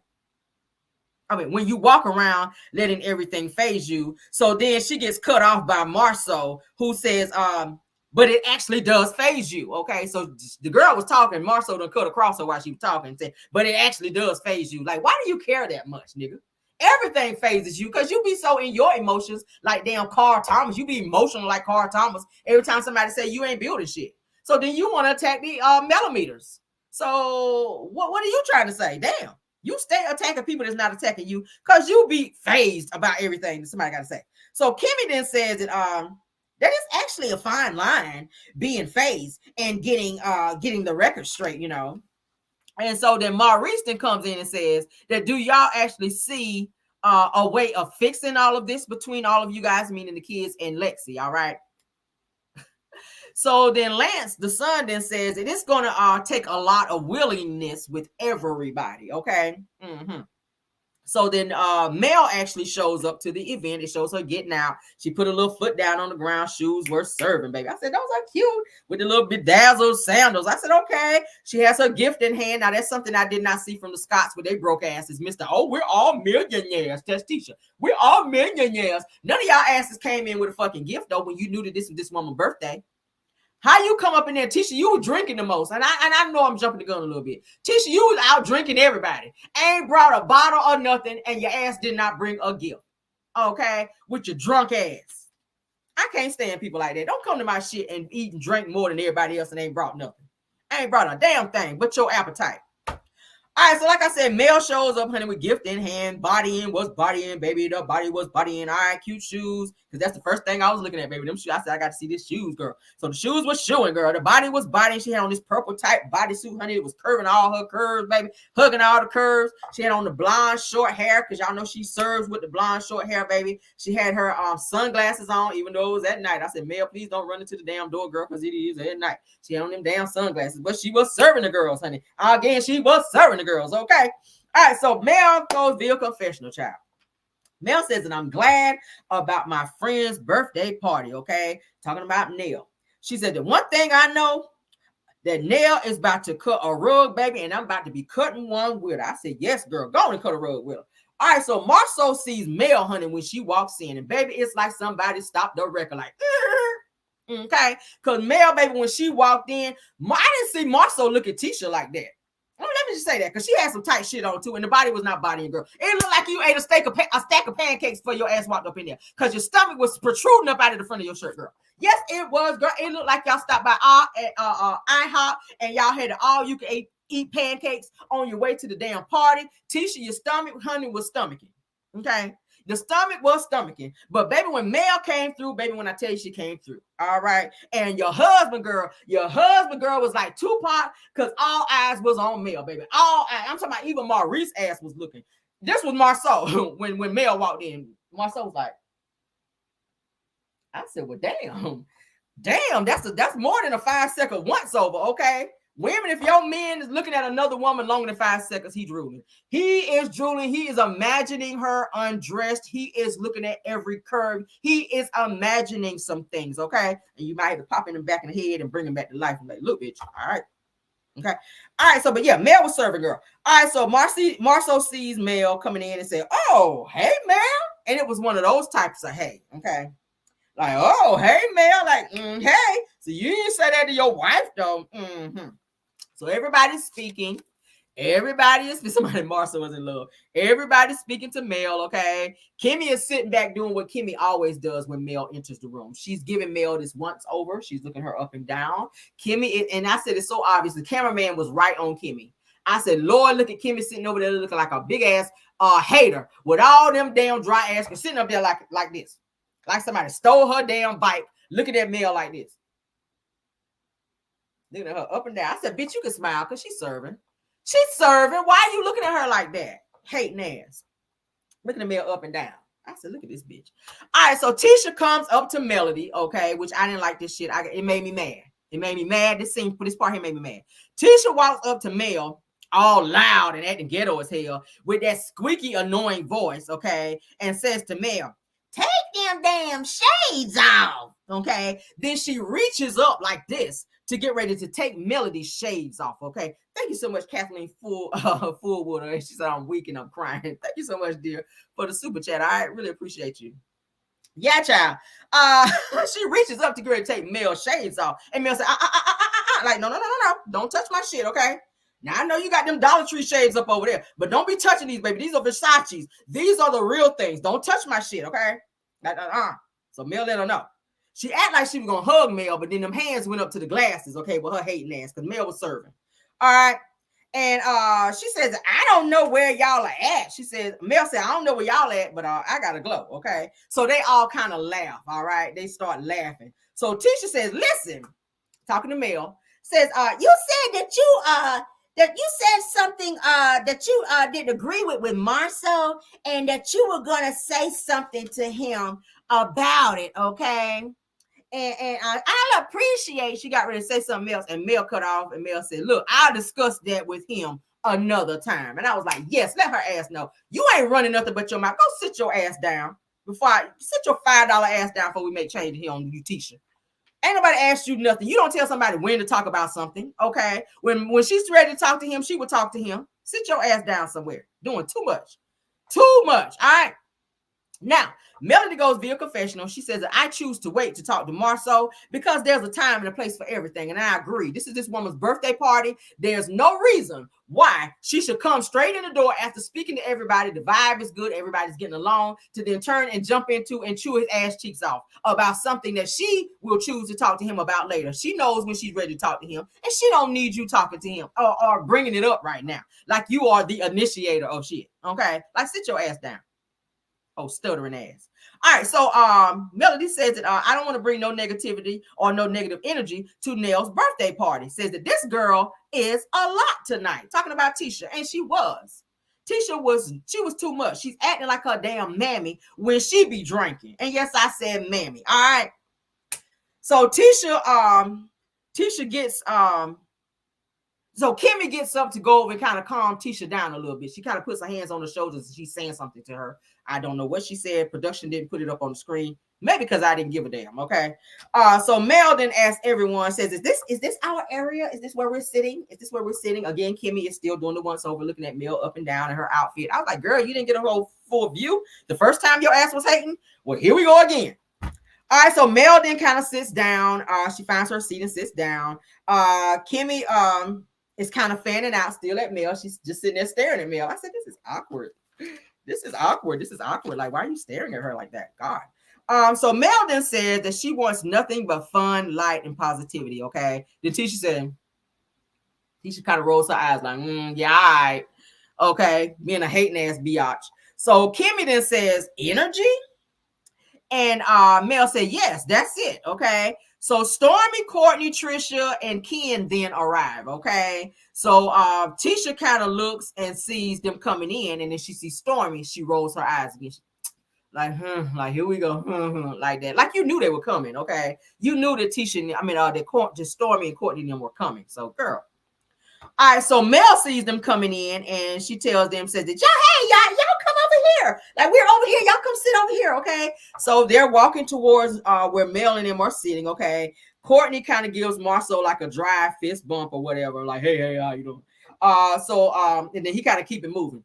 And they kind of speak to everybody as they come in. And Tisha kind of still sit over there looking crazy, sipping on her drink with her drunk ass. By this time, she already litty. And acting like her damn mama, okay? Acting like her damn mama. That's how Wanda act when she drunk, crazy as hell. Courtney then speaks, say, hey, how y'all doing? How y'all doing? Okay. Marceau kind of gives Trisha a side hug. Trisha, okay. Marceau gives Trisha a side hug as he speaks to her, okay. Courtney speaks to Lance, Nell's son, so they kind of standing off in the distance and they're talking, while Maurice is kind of staring at Stormy, because y'all know she got all this action out in the front with the breastises, and y'all know he's a little perv out here a little bit, allegedly. Okay, hypothetically, and maybe. All right. Don't be coming over here with that bullshit, because I saw you staring at her chest, and you were. All right, you ain't staring at your wife like that, but you damn sure was staring at her. Maybe he thought he was staring at the real Ronnie child from Players Club or something. I don't know. But she came up in that child with that dry, blonde ass wig that was kind of up in the front where you can see the black part of her hair. She was looking a hot fucking mess. So Maurice's child was zooming in on the breast child. And then he shakes Stormy's hand, but he looking at her breast. I said, look at this bitch. Hi, Stormy. How you doing? This is him. Hi, Stormy. How are you? Looking down at her chest. So Marceau speaks to and then hugs Ken, which I thought that was a little weird. Like, just adapt is fine. Like, all this damn hugging. Like, what is this, a funeral? All right. So he's saying that I ain't seen you in a minute, man. How you doing? Hey, man, how you doing? I ain't seen you in a minute. All right. So Stormy, she makes her rounds to go and speak to everybody as well. Okay. Of course, she did not hug Tisha. She spoke to Tisha, but she didn't hug her. She let her know, like, hey, I see you. Hey, girl, bye, girl. It was one of those. It was hey, girl, bye, girl. One of those real quick. Because, they don't really know what the vibe is between them, because they haven't really spoken since the reunion. Okay. Mm-hmm. So Marceau says that he's seen Trisha and Ken out and about all over Huntsville, but when he actually see them together, that he actually calls them Mr. and Mrs. Body of Huntsville. They got nice bodies, because they say they work out several times a day. I think 3 times a day in the gym. So, and it shows. Like, Trisha, you might want to fall back a little bit. Your body's looking good, but you're starting to be too muscular as a woman, okay? And Ken, your ass look like you just finished filming Avengers. Like, your ass need to dial back on this shit here too, just a little bit. Because you like one of these damn Avengers out here, okay? You like an Avenger. You do. And shout out to the Avengers. That's my shit too. But anyway, so Tisha, child, let's get into Tisha. Tisha, 891. Thank y'all for being here. Okay. Tisha then says, how is Nell this late to her own party? Okay, so Tisha, let me just say this. First of all, obviously, you know nothing about making an appearance, girl. When you come in, the person that's having the birthday party, they're not usually the first one there. Okay. It's one thing to be called fashionably late, which is something you know nothing about, because one, you're not fashionable, but you damn sure be late. Tisha, you late for everything. Let's just say this. For every event that they've ever shown them have on this show where you guys get together, Tisha, you are always late. So how the fuck are you sitting over there asking Nell, or asking why Nell is late for her own event? Why do you care? Just enjoy the vibe and finish drinking with your drunk ass.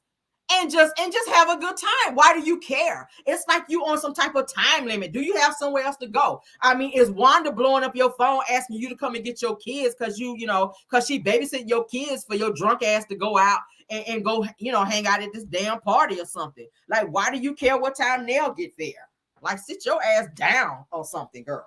So Mel says that it's her party, okay? So So Kimmy kind of cuts Mel off when Mel get ready to say something and says that she's got to make an entrance, Tisha. Okay, this is her part. This is Nell's birthday party. She's got to make an entrance. So Kimmy had to cut across Mel when Mel's going to say something, which is weird. So the DJ, coincidentally, around that time, the DJ then kind of announces that Nell is getting ready to arrive. The birthday girl is here. That's what he's doing over the mic. So everybody's like, woo, everybody starts cheering. So they're happy that Nell and Chris, they're coming in. They play some music. Nell is coming in like this, like, hey, girl, she crunk. She happy, child. She is happy to be there and to see everybody. Her kids are there. All her friends are there. So Nell, she's all bubbly, child. And she has on this silver sequin halter top thing, honey, with her bike out and her bodysuit on, child. She looked all right, because Nell is like 60-something. So we didn't expect her to look like Trisha in the bodysuit, but she was giving a little bit. She was giving a little bit. All right. She had her hair up in like a blonde ponytail, okay? And then she starts dropping it low, honey, trying to make the booty drag the ground, and she dancing and whatnot. I said, okay, you better get it in here, girl. You better get it in here, okay? Them knees was working, child, for her to be as old as she is, okay? Nell is, what, 60, I think they said? So, girl, she was, going up and down on them knees. I said, okay, I hear a little Megan Thee Stallion up in here. So she and Chris start dancing together, and she's like grinding and gyrating up on him, child. And Chris is behind her, like throwing that thing back at her and like grinding up on him. I said, oh, y'all about to get each other pregnant up in here. Now you about to get Nell pregnant up here, her birthday, okay? All right. But they dancing because y'all know Chris, honey, that's his thing. Chris likes to dance. If y'all follow him on Instagram, that's all his ass do over there is dancing and pop locking and footwork and all that. That's his shit. But Nell, honey, was throwing that thing back, okay? Mm-hmm. I was like, okay, slow motion for me. She was on that shit. I said, okay, Nell. So Nell goes around and she speaks to everyone. Nell says that she's very, very, honey, excited, girl. That it's her birthday. She says that her kids actually threw the birthday party for her. So she was excited about that. She said she's only actually had one birthday party her entire life, girl. And that was for her 40th birthday. Okay, this is the caramel you are cutting up today. I'm cutting up every day, child. All right, so she goes around, she hugs her kids. They come up and they hug her because they got like this stage, like this little stage or whatever, like the seat. She goes up and sits down. One of her kids went up to like hug her, embrace her, kind of interact with her. Okay, so everybody is speaking to each other, and they doing good on the kumbaya. Everybody's getting along so far. Okay. So Nell compliments Stormy on her weight loss, and here go Tisha again. Over there hating because her ass over there, child. She been over there eating everything she can get her hands on, over there stress eating because her husband been cheating or whatever, allegedly. So Nell, child, speaks to Trisha and says, hey, nice to meet you. How you doing? What's your name again? Oh, okay, Trisha. Okay, nice to meet you. Okay, again. Nice to meet you again. I said, oh, okay, again. So Nell sits beside Melody, okay? Melody kind of pulls her down in the chair beside her, like, sit by me, sit by me, sit by me, all right? Because I'm tired of Kimmy's ass sitting over here with these this damn Elizabeth Taylor white diamonds on. This shit about to take me out. Oh, Lord. Sitting over here with this cheap-ass white diamonds, this red door bullshit on that cheap-ass perfume. Like, no, I made that up, y'all. That won't in the show. Sitting over here with that damn Avon perfume on. Like, sit over here by me, Nell. Damn. Anyway... So Nell sits beside Mel, child, and because she tired of gyrating, she winded, child. She ready to sit down. Because baby, she was over there doing all this shit here and all this, so she was ready to sit down by then. All right. So Kimmy made her way on over there to go sit beside Mel. I said, look at this bitch. Now, really, I thought about it. I said, okay, what's the best way for you to get the most camera time is to go sit by Mel, because you guys already know the camera is going to stay on who? Mel. So if you're sitting by Mel, you guaranteed to get camera time. And what does Kimmy take her drunk ass over there to do? Sit her ass right over there by Mel. Now, this is the same person that you said that you didn't like. You thought she was bougie. You didn't want to be around her. But what you do? Because there was other places in the club that you could have sat your drunk ass down at, but you went and sat beside Mel because you wanted to get a closer view of her fit, because you were not looking all that good to me that night, girl. But anyway, look at me being messy. But anyway, all right, so she made her way over there. She sat by Mel. So Mel says that I told her, okay, that she's actually turning 20. Okay, she's talking about Nell. So they're just having girl conversation, all right? They're trying to break the ice. Everybody's having fun. They're drinking. Mostly Tisha is drinking, okay? All right, so Mel, says, I told her she's 20 or whatever. Tisha says, but you look 30, okay? I was like, shut your drunk ass up, because you look 47, okay? You look 47 with your drunk ass, all right? All right, so everybody kind of looks awkward when Tisha said that, like, what? Like, what? Why you say that? All right, because Nell, I ain't even gonna hold you. Nell, for her to be 60, Nell look damn good. Now, Nell ain't one of my favorite people, but I got to give honor and praise where it's due. Nell look damn good for her age. All right.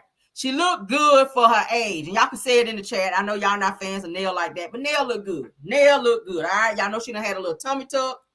She had a little tummy tuck. So she was serving the girls out there a little bit. All right.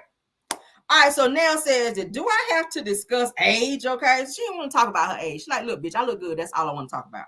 So Tisha says that you should be proud of it.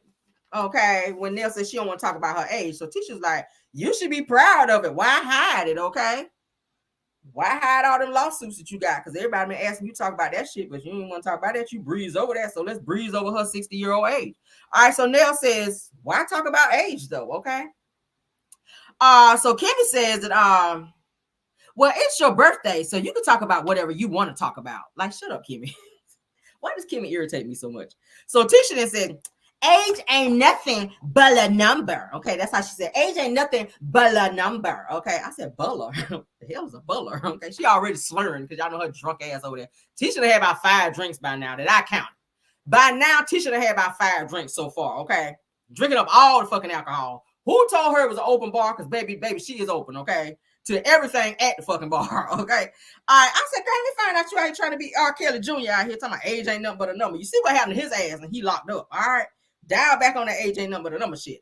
All right, so Tisha's energy gave very low vibrational energy, all right? After this, guys, it's getting ready to go all the way downhill for Tisha, all right? I'm about to drag the fuck out of her after this. All right, so Nell, honey. Nell, at this point, I feel like Nell should have went ahead and asked Tisha to leave. All right. Nell should have went ahead and asked Tisha at this point to just go ahead and leave her party because Tisha is getting ready to act a goddamn fool. All right. Now, Mel says with all these drinks that Tisha is throwing back, now she says it's via confessional. Mel says it's via confessional. Says with all these drinks that Tisha's throwing back, that she's in danger of becoming Wanda Jr. And we all know how Wanda acts, baby, when she gets to when she get a grank, as Wanda called it, honey, a GRANK is what Wanda calls it, baby. When she get a grank in her hand and in her system, baby, it's downhill, okay? All right, so Tisha is yelling across the room at Nell, and she said, yeah. Says, you got to take a, Nell, you got to take a shot, okay? Nell already has a drink in her hand, mind you, okay? And they're all kind of cheersing their drinks together. Mel is not drinking. Mel had a water behind her, which she pulls, and she cheers her water bottle with everybody else with their drinks as they're drinking and cheering, okay? Mel ain't drinking. She want a clear head, and I don't blame her. So the bottle girls, which you guys, if y'all ever been to a club, the bottle girls come out. They got the little sparklers and all that going. And then they release the bubbles, and they do it first over the guys. All right, Courtney, he's standing under all the bubbles, honey. They raining down on Courtney. He's enjoying it so much so until Nell tells Stormy to shut Courtney down, please, because he's taking too much of damn attention in the damn bubbles, okay? She's like, look, whose birthday is it, mine or his? Like, why are they over there giving him all the action over there? Like, y'all need to bring that over here, all right? So she said it in jest and funny. She's trying to be funny. So Stormy kind of laughs and she kind of points over there at Courtney like, nigga, have a good time, okay? I ain't telling you shit. All right, so Stormy then says to Trisha, says that you and Fletcher are related, right? So she's trying to get Trisha to kind of have a conversation with Nell about the fact that she and Chris Fletcher may be related. So Trisha's like, yeah. So Nell said, how are y'all related? Okay, that's how she jumped right in. How y'all related? So Trisha says, well, my mom is actually related to him, okay? Mm-hmm. So Nell then says, oh, well, okay, she ain't lying then. All right. So then Kimmy says, well, I'm not saying she's lying. It says that y'all already, y'all are y'all really like related? Like Kimmy. So Trisha says, it's crazy because when I see Chris around town that I would say, hey, cuz, and he would say, he would look at me like, I don't know that girl. Like, who is this girl that's speaking to me? She's so fucking weird. Hey, cuz, like he probably was thinking like, why are you speaking to me? So everybody kind of laughs after that, okay? Everybody kind of laughs after that. So then Tisha with her drunk ass says, and she's a trainer too, Nell, okay? Said, did y'all know that? That's Tisha. All right, so Nell says, yeah, I can kind of look at her body and tell, okay? Because y'all know Trisha got body, honey. So Tisha says, I'm trying to look like Trisha. Okay, y'all know how drunk people be when they get too drunk, they be loud and annoying. That was Tisha. So Nell says, well, you better get busy then. I said, oh shit. Nell didn't tell Tisha you better get busy if you try to look like Trisha. So Tisha said, I gotta get real busy, huh? Like you should have been busy like a year ago, girl. Okay. So Nell said, yeah, cause we swole out here, okay. She really meant you swole, but she didn't want to make you mad at her. So she said we swole. All right. So Tisha said, Trisha asked me, like, what is your goal? And I said, I want to look like you. Okay, that's Tisha. So Marceau is saying to the waitress to ask them, meaning the girls, Tisha and them, if they want a bottle, as if Tisha need anything else to drink. Okay. So Tisha hears that from across the room. How I don't know. Like she got ears like a dog at this point. Anything related to alcohol, she hears it. Okay. She can hear them pouring at the bar. That's just how big her damn ears are. All right. So Tisha drunk ass said, yes, we do want a bottle. I said, well, shit, girl. You done had about 5-6 drinks at this point. Now you talking about you want a bottle. All right. So Courtney said, y'all want shots? So he asking Stormy and said, do y'all want shots? Y'all want shots? Okay. And they're saying, yeah, we'll take some shots. We'll take some shots. So Tisha drunk ass again says, no, we don't want no shots. We want a bottle. Can y'all bring a bottle? We want a bottle. I said, what the fuck is a bottle? What is a bottle? Child, Marceau then yells back over to Tisha, said, you're not getting a bottle. Okay. And I was like, thank the Lord. All right. So Tisha says, yes, I am. Okay. I'm lit. And I was like, no shit. Okay, Tisha.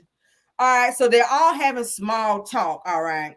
Stormy and Trisha and Kimmy, okay, about Stormy's ambition to compete, being this bodybuilder, and she want to do like this swimsuit competition, girl, because she is Ozempic ready out here, girl. And the bottle girls, they come back, child, with all these sparklers and shit lit, and they go over to Stormy and them now, to where Nell and them are sitting, and they release the bubbles all over Nell and them, and everybody's like, yeah, they having fun. Nell is cheering, she's happy. All the girls, they're happy with the bubbles and stuff raining down on them. So they're releasing these damn bubbles, and Nell and all them having a good old time. Tisha is still, kicking back shots. She just like down the shot, like I'm talking about like took it to the head. Okay, I don't know what the hell she was drinking on. Something clear. It must have been tequila or something like that. But I'm talking about she just went straight down. I said, why is she drinking so much? Is she depressed or something? Something's going on with Tisha. So Mel then says to Trisha, so Trisha, have you always been a trainer? Okay. Thanks for being here, Black Titanic. She in the building. Thanks for being here. I see you guys speaking to her. Thanks for being here, love. And Trisha says, well, I became a trainer, after my parents passed away, and is it me? Or does Trisha always give a little bit too much information when you ask her a question? Like you could ask Trisha, was it raining over on your side of town yesterday?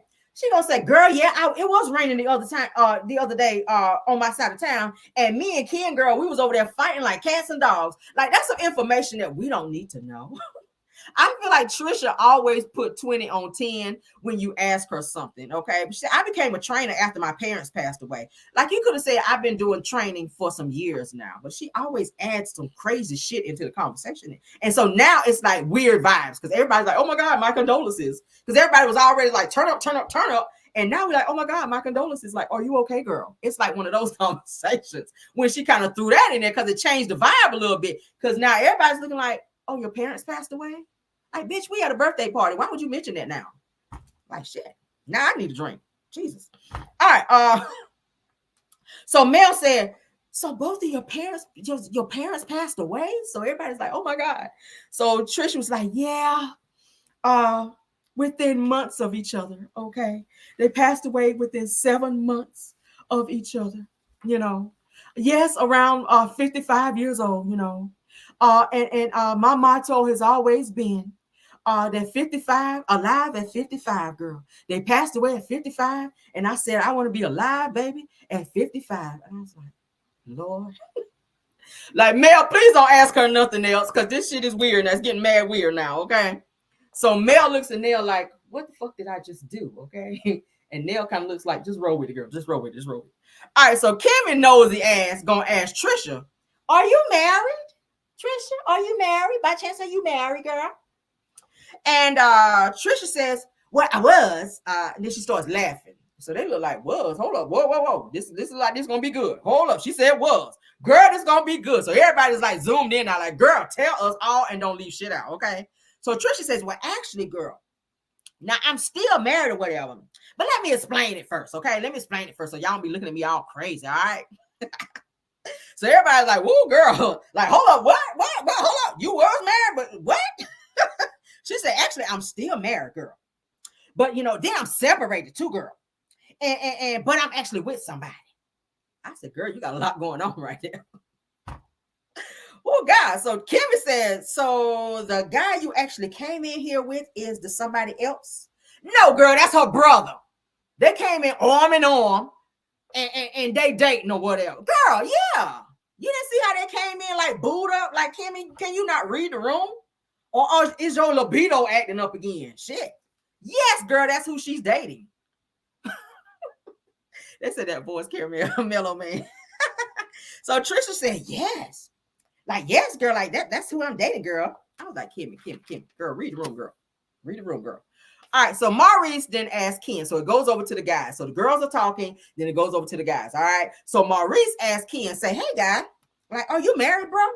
I was like, this was a bullshit. All right. So Ken says, well, no, we not married yet. Okay. So Maurice says, well, when y'all get married? And I said, that's so convenient that you was asked that, Maurice, because I know Kimmy was asking that for years when she was dating your ass all of 5, damn near almost 10, 8 years or so, when your ass was just stringing her along for years and years and years. And the only reason you married her was for a damn storyline on the show. Okay. If it weren't for Love Marriage Huntsville, she would be still your girlfriend. Okay. So why the hell you gonna ask somebody when they get married when your ass didn't want to get married? I mean, am I telling the truth or am I telling the truth? You strung Kimmy along for years, sir. So how you gonna be the first one out the gate to be asking somebody when they gonna get married? I mean, child, get out of here, Maurice. Get out of here, Maurice. When you gonna do a case? Let's ask you that, Maurice. When you gonna do a case and win one? Never mind. Okay, you taking too long. I got a show. All right, so Ken said, when they asked him when he gonna get married, this Ken, I don't know. So Chris, Maurice, and Marceau, they start laughing because they like, this some bullshit. Like, what? They like this on Ken. They laughing their ass off.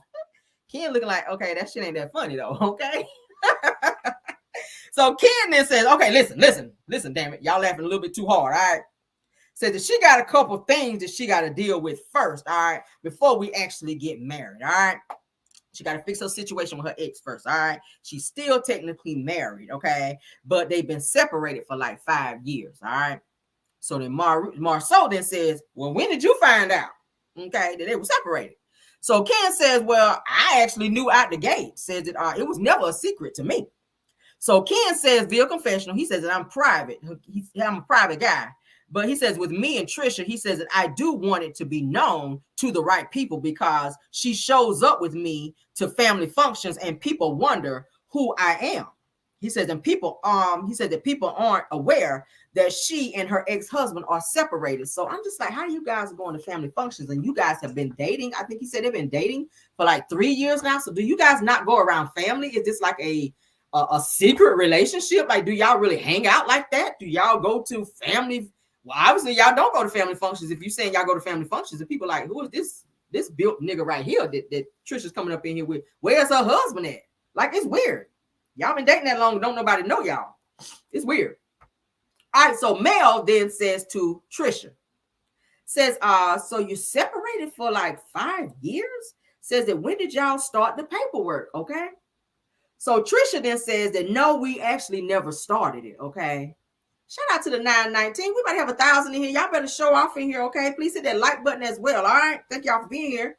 All right, so Mel then asked Trisha, said that, are you really over it?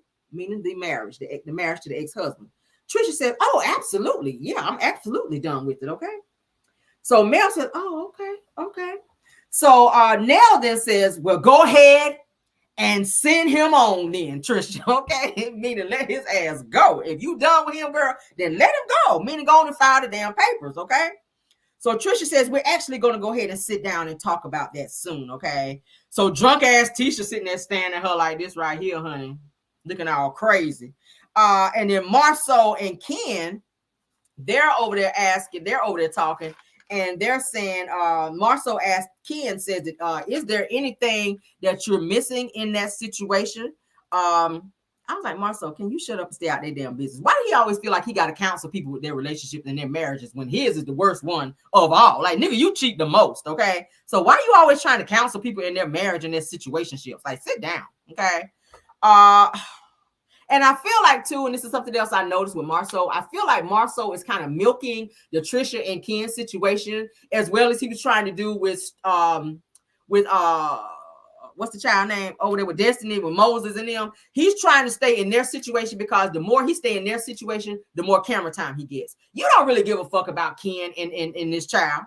You want to be in their business so you can get more camera time. Now you're trying to act like you're concerned, Marceau, so that you can gain more camera time off their situation. You don't care about them and when they get married and how their relationship is. You can care less. Nigga, you want the camera on you so you can get some money. Your broke ass needed though. All right, so Ken was like, of course. Of course. He says that I'll always have questions, you know. Says, but I won't ever be naive. He says that I actually do trust her, but I ain't gonna be crazy in this situation, you know, between me and Trisha. So Maurice then says that you know that you can go ahead and press the button in 5 years, right? Meaning go ahead and get divorced. All right. Talking about Trisha. I was like, nigga, you knew you could have married Kimmy way closer than you know, before 8 or 9 years, right? You do know you could have married her before that, right? You know you could have married her before the show, right, Maurice? Why you giving out advice? So Courtney tells Maurice, it's not Trisha, it's her ex that's actually holding up this damn divorce. All right. So Maurice actually playing lawyer, honey. He out here on his Johnny Crockpot bullshit, acting like he Johnny Cochran, honey. I call him Johnny Crockpot. Says that you can actually get free in 5 years. You know that, right? Okay. Like, I know you ain't giving out legal advice, sir. Like, anybody listening to you, Maurice. All right. So Maurice says that there's actually a way to wiggle out of this thing in 5 years. All right. And Courtney then says to Ken, says, well, you know that he is a lawyer, right? So Maurice then says that just talk to a lawyer. And I was like, I hope they ain't talking to your ass if they do talk to a lawyer, okay? So then Courtney says, well, what if he won't sign the paperwork? And Maurice then says, well, you know that you can be free, my boy, that you do not have to stay married. And I was like, you hear that, Kyle? Because he played the fuck out of you when it came to you and Kimmy, all right? So he already has a plan devised because y'all supposed to work y'all shit out too. But yeah. So Courtney then says to Maurice, it says that well, you need to tell Trisha then so that she'll know what to do in that situation, okay? All right, so Tisha then says to Trisha, says that we're actually glad, okay, that you're actually getting to hang out with the girls group more, okay? Because some of us can be a little feisty or whatever. So this is when shit about to go left. So Nell said, everybody can be feisty. So Nell's like, okay, hold up. What are you talking about? So Tisha said, especially Nell. So it says, you give the hardest time, but around the end of the day, you actually do make us better, Nell, with her drunk ass. So Nell says, why would you say that, Tisha? So Tisha says, and she's actually a mentor to us as well. Okay, Trisha. Shit. So Nell says to Tisha, says that why would you say I'm feisty? So Nell is like, we're not about to breeze over that. Why would you say I'm feisty? So Tisha says with an attitude, okay, to Nell, because you feisty, with the head going, because you feisty like that. So Nell says to Tisha, says that you don't think that you're feisty? That's what Nell says to Tisha. You don't think that you're feisty? Tisha says, no, I do not. Okay. And then she starts to this drunk smile. No, I do not. She on this shit here. All right. So Mel then says to Tisha, says, but you feisty right now. Okay. I was like, come on in, Mel, and speak up for your friend. Mel was like, Tisha, you feisty right now, actually. Okay. So Kimmy goes via confessional and says that things are kind of getting turned up a little bit. Okay. Says that Tisha gets too turned and then lie Tisha actually comes out. Okay. Well, we know the lie part is right. We don't know nothing else. All right. So now then says Tisha says, I don't mess with nobody. and says, let's set the record straight. Says that I stay in my own lane, honey, when it comes to the ladies over here, okay? So Mel, honey, puts her shades back on because she knows shit about to go all the way left. She don't want nobody seeing her eyes. She don't want nobody seeing her rolling her eyes, baby, because she said, hey, let me put my damn Versace glasses back on, baby. Let me put my shades back on. All right, so Tisha says, Lanelle and Melody, that's what I'm gonna call y'all, cause y'all names are too merch the same, okay? Too merch the same, all right? So Nell said, no, she's Mel and I'm Nell, okay? So Tisha says, Lanelle, okay? So she is literally being an asshole at this point, deliberately, all right? With an attitude, of course. Lanelle, meaning I'm gonna still call you Lanelle, even though you just told me your name is Nell. I would have been told her ass to get the hell out of my party, okay? I'd have told her, hey, Marceau, I'm sorry, but you and your wife got to leave, okay? Because she's doing a little bit too much right now. So Nell and Tisha, they're going back and forth with this. Lanelle, no, my name is Nell. Lanelle, no, my name is Nell. They're doing this shit back and forth. I said, oh, God. Oh, God. Oh, God. All right. So Nell, of course, by this time is agitated, and she says, well, damn. Because y'all know she got a deep voice. Well, damn. You just going to be, Tisha, she said, you're doing the damn fucking most right now, Tisha. Because y'all know Nell got that deep voice. I said, uh-oh, here you go. Tisha said, and I can. Okay. So Nell says, and I can too. I said, okay, come on through too. Come on through too. Let her ass know. So Tisha says, and I can. So she doing that little simple bullshit. Nell said, all right, well, bring it then. I said, oh, is that an offer for a fight right here at the birthday party? So Tisha said, nobody told you that you couldn't, okay? Said, it's your birthday. You do what you want to do. You go and do the most then, okay, Nell? I was like, what? So then Nell goes via confessional, okay? Somebody said no sound. Please refresh your device, okay? Can everybody hear me? Put a 1 if y'all can hear me. This is the first person I've seen that said they cannot hear, all right? Please refresh your device, Miss Sanders, okay, for me if you cannot hear me. All right, so Nell goes via confessional, and she said that Tisha is calling me out like she's got big D energy. She been hanging around Destiny. Says that I thought that we were cool, and apparently we're not. She says that I don't understand where this is coming from, all right? Yeah, Tisha was really doing too much at this point in time. All right.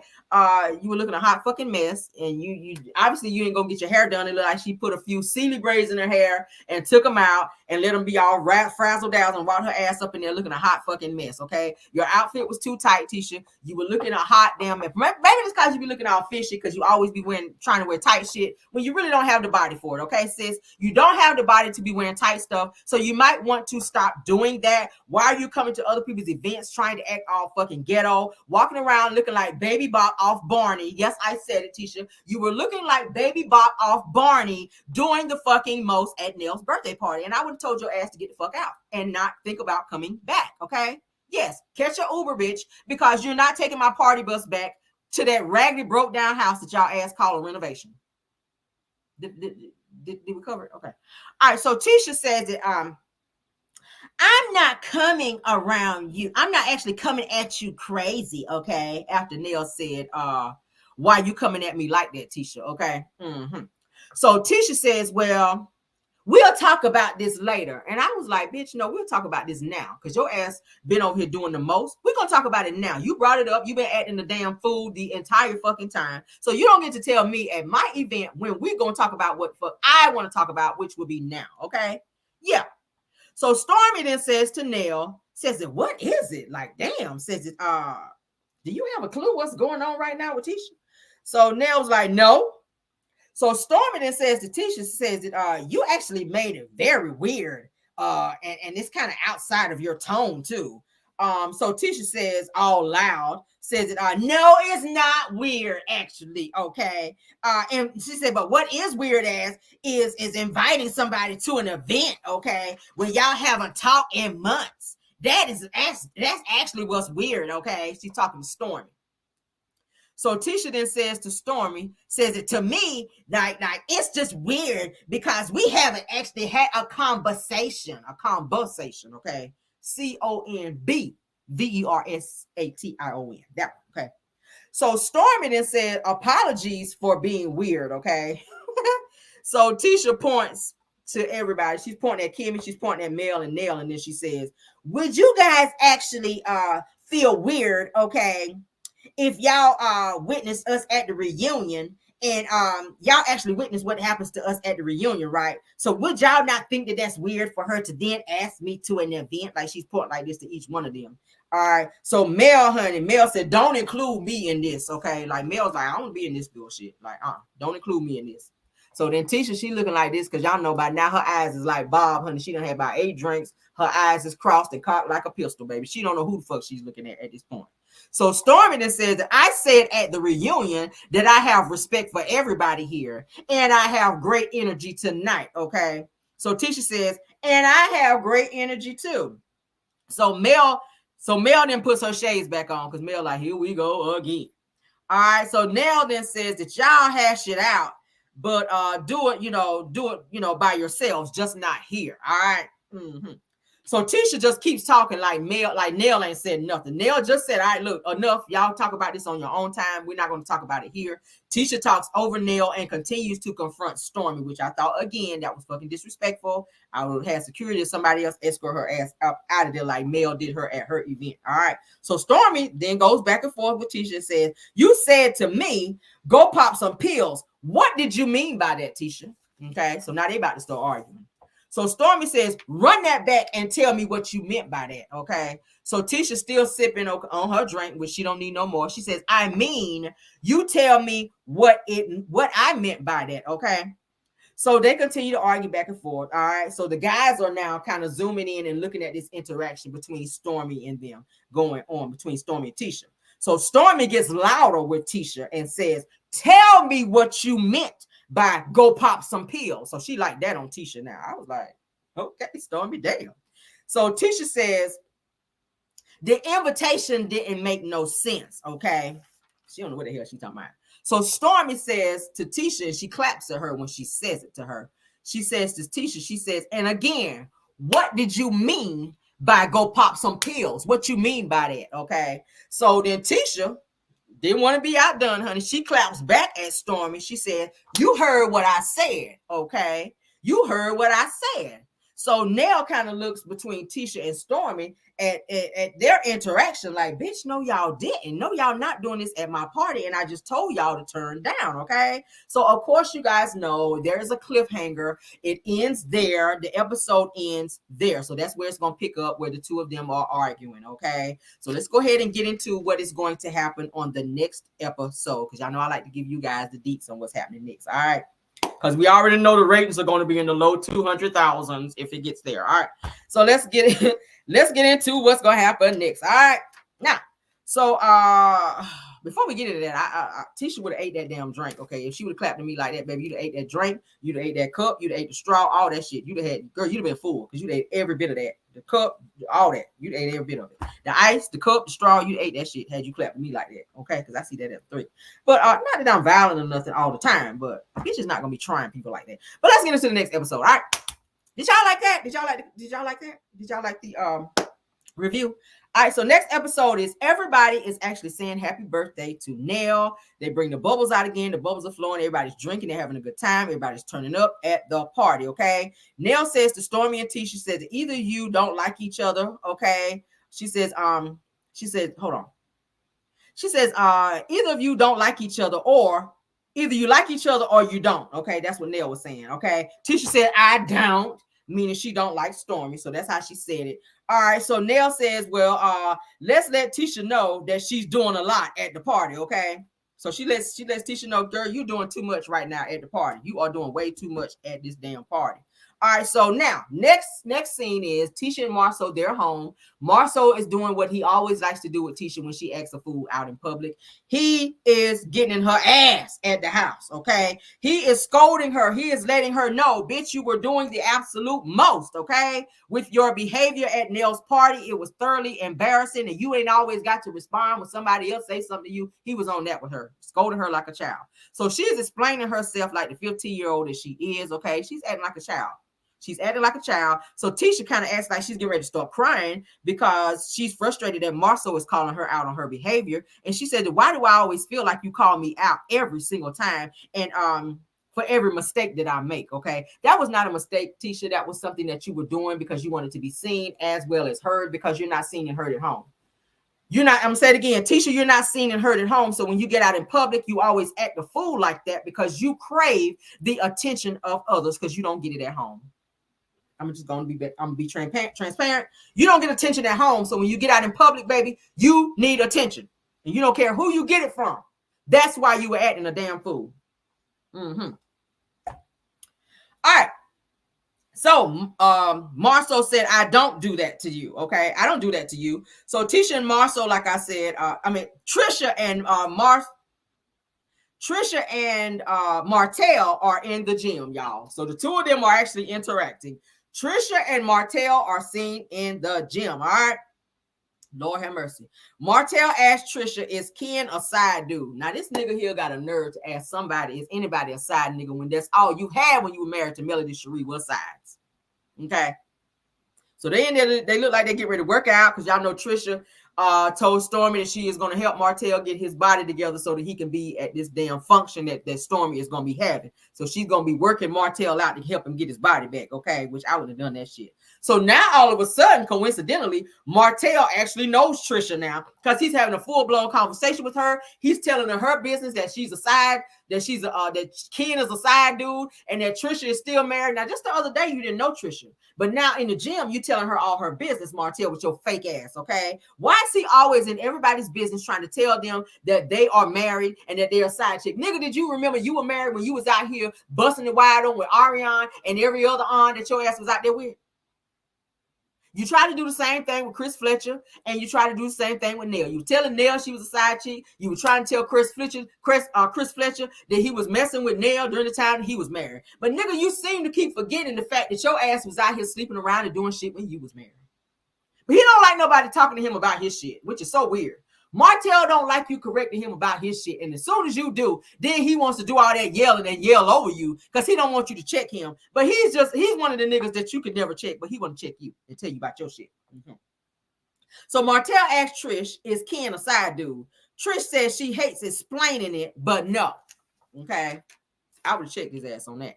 So Martell says that you don't have to explain it. Says it is self-explanatory. You're married and got him on the side. So he's a side dude. So this is what he's telling her. But you didn't know her. You didn't know her, but you know that information, okay? Same nigga. Okay. So Martell says to Trisha, says that after she says that Ken's not a side dude, Martell says that, yeah, but you still married though, okay? So Martell, if you understand that, then why aren't you still married, okay? If you understand the concept of what marriage is and what it's all about, then why aren't you still married? Because you seem to know what it means. You just didn't give a damn, okay? But I don't know who appointed you to be a super saver hoe out here. More emphasis on the hoe. I don't know who appointed you to do that shit, but maybe you should focus on your own life and how you fucked up your own marriage and your own relationship, because you're the last person that need to give anybody advice on their relationship, on their marriage, okay? Moving on, child. Moving on. All right. So Melody then confronts Marceau. So this is when we get to see Melody confront Marceau on his statement that he gave to the media about Melody's business with Martell about the whole revenge piece situation. As you guys know, when the revenge piece situation came out, Marceau went and gave some type of statement for Martell in favor of Martell or whatever. And Melody felt a way about that. And that's when she told Tisha that she was going to have a conversation with Marceau. So now she sits down in the next episode to have that conversation with him to let him know that was out of line, nigga. You should have stayed the fuck out of my business. That had nothing to do with you. So that's what she's going to be letting him know. His ass is sitting there with a whole black shirt on when you talk shit about Mel, talking about her selling merch. But every time we see you, you got on a black shirt or you got on a T-Crew shirt or whatever Tisha's little group is, child. Fans of one, okay. But anywho and anyway, so he's kind of looking under his eyes like this. Y'all know anytime you check Martell, he kind of bows his head and kind of look over his eyes like this. So that's how he was looking at Mel, because she was reading the fuck out of him when she told him to stay out of my business because this had nothing to do with you and you shouldn't have put out a statement because this is between me and Martell. So Mel snapped on his ass and let him know, that she never should have done that. She said, I've heard plenty of shit about you and Tisha's issues, and people have reached out to me about stuff about have I heard about you and Tisha about this, and that. She says, but actually I zipped my lips and I ain't said shit and I never responded to it. So don't, Mel was letting her know, don't think I don't know about your shit. Because I can go out and do statements too, but I chose to zip my lip and stay out of it. But you not so much, because you always in other people's damn business, Marceau, like a bitch, okay? He talks too much. But don't want to be called a bitch, but you have bitch-like tendencies, okay? Bitch boy behavior, okay? BBB. Okay, you got the BBBs. All right, the bitch boy behavior. All right, so Marceau says that he responded because the news was about a personal friend of his, meaning Martell. It doesn't matter. I don't give a damn. 1 minute Martell is your friend, the next minute he ain't. Nigga, you already unfollowed him. You and Maurice, y'all don't even fool with Martell now. So you just wanted some clout off this situation. You wanted somebody to mention you. So, oh, Marceau Scott has, commented on this situation with the revenge piece. You wanted clout behind that. That's the only reason why you said something. Just like you always in everybody else's business on the damn show, because you want to be famous and you want clout. That's all it was. All right. So Mel was pretty much letting Marceau know, look, nigga, stay out my business and shut what they call the hell up. Okay. But that is what's going to happen on the next episode of Love and Marriage Huntsville. I hope you guys enjoyed this review. I try to be as thorough as I could be to give you guys everything that was said, every emotion, everything that happened in this actual review. Okay. This was season 8, episode 6 of Love and Marriage Huntsville. No More Nice Tish was the title of this damn review. Okay. Hopefully you guys have a beautiful night. Okay. This is a Carolyn through live chat. Okay. I don't know, y'all. Y'all talking about something else. They ain't got nothing to do with me. Let me get out y'all business, child. But hopefully you guys have a great night. Okay. Thank you guys for being here. All 900 and something. We almost had 1,000 in the chat tonight. Thank you guys so much for being here. Love you guys all the way down. Mods, thank y'all for doing such an awesome job of keeping the trolling down. Bill Wilson, Linda Gamble. Not sure if Tyra's in here, but if she's in here, thank you so much. Aries Girl Podcast, thank you so much for being here. Black Titanic, thanks for stopping by. T for TV podcast, I think she was in here as well. Any other content creators, please let me know. Type in the chat me if you are here, and I'll be happy to shout you out, because I do appreciate you guys stopping by and supporting the channel. Okay, thank you so much for the super chat. Okay, early the $50 super chat. Let me scroll back up, because I do not want to leave you out, because that was so generous of you to do so. Hold on, let me see. Moss, can y'all let me know who the person was that gave me that super chat? Okay. Can y'all let me know? Let me scroll back up. I don't want to leave her out, because she gave a whole $50 generous super chat. I appreciate you. And for anybody else, if anyone is to cash out anything for anything, I appreciate the likes, okay? Because y'all know I don't ask for super chats over here. I don't ask for cash out, super chats, none of that. If you guys want to do it, if it's laid on your heart to do so, I appreciate you, okay? And if not, I still love you the same, okay? Thank you guys so much. This is love the nail color caramel. Thank you, Chronicles with Kim K as well. She's a content creator. Please check her out. Thank you so much, dear.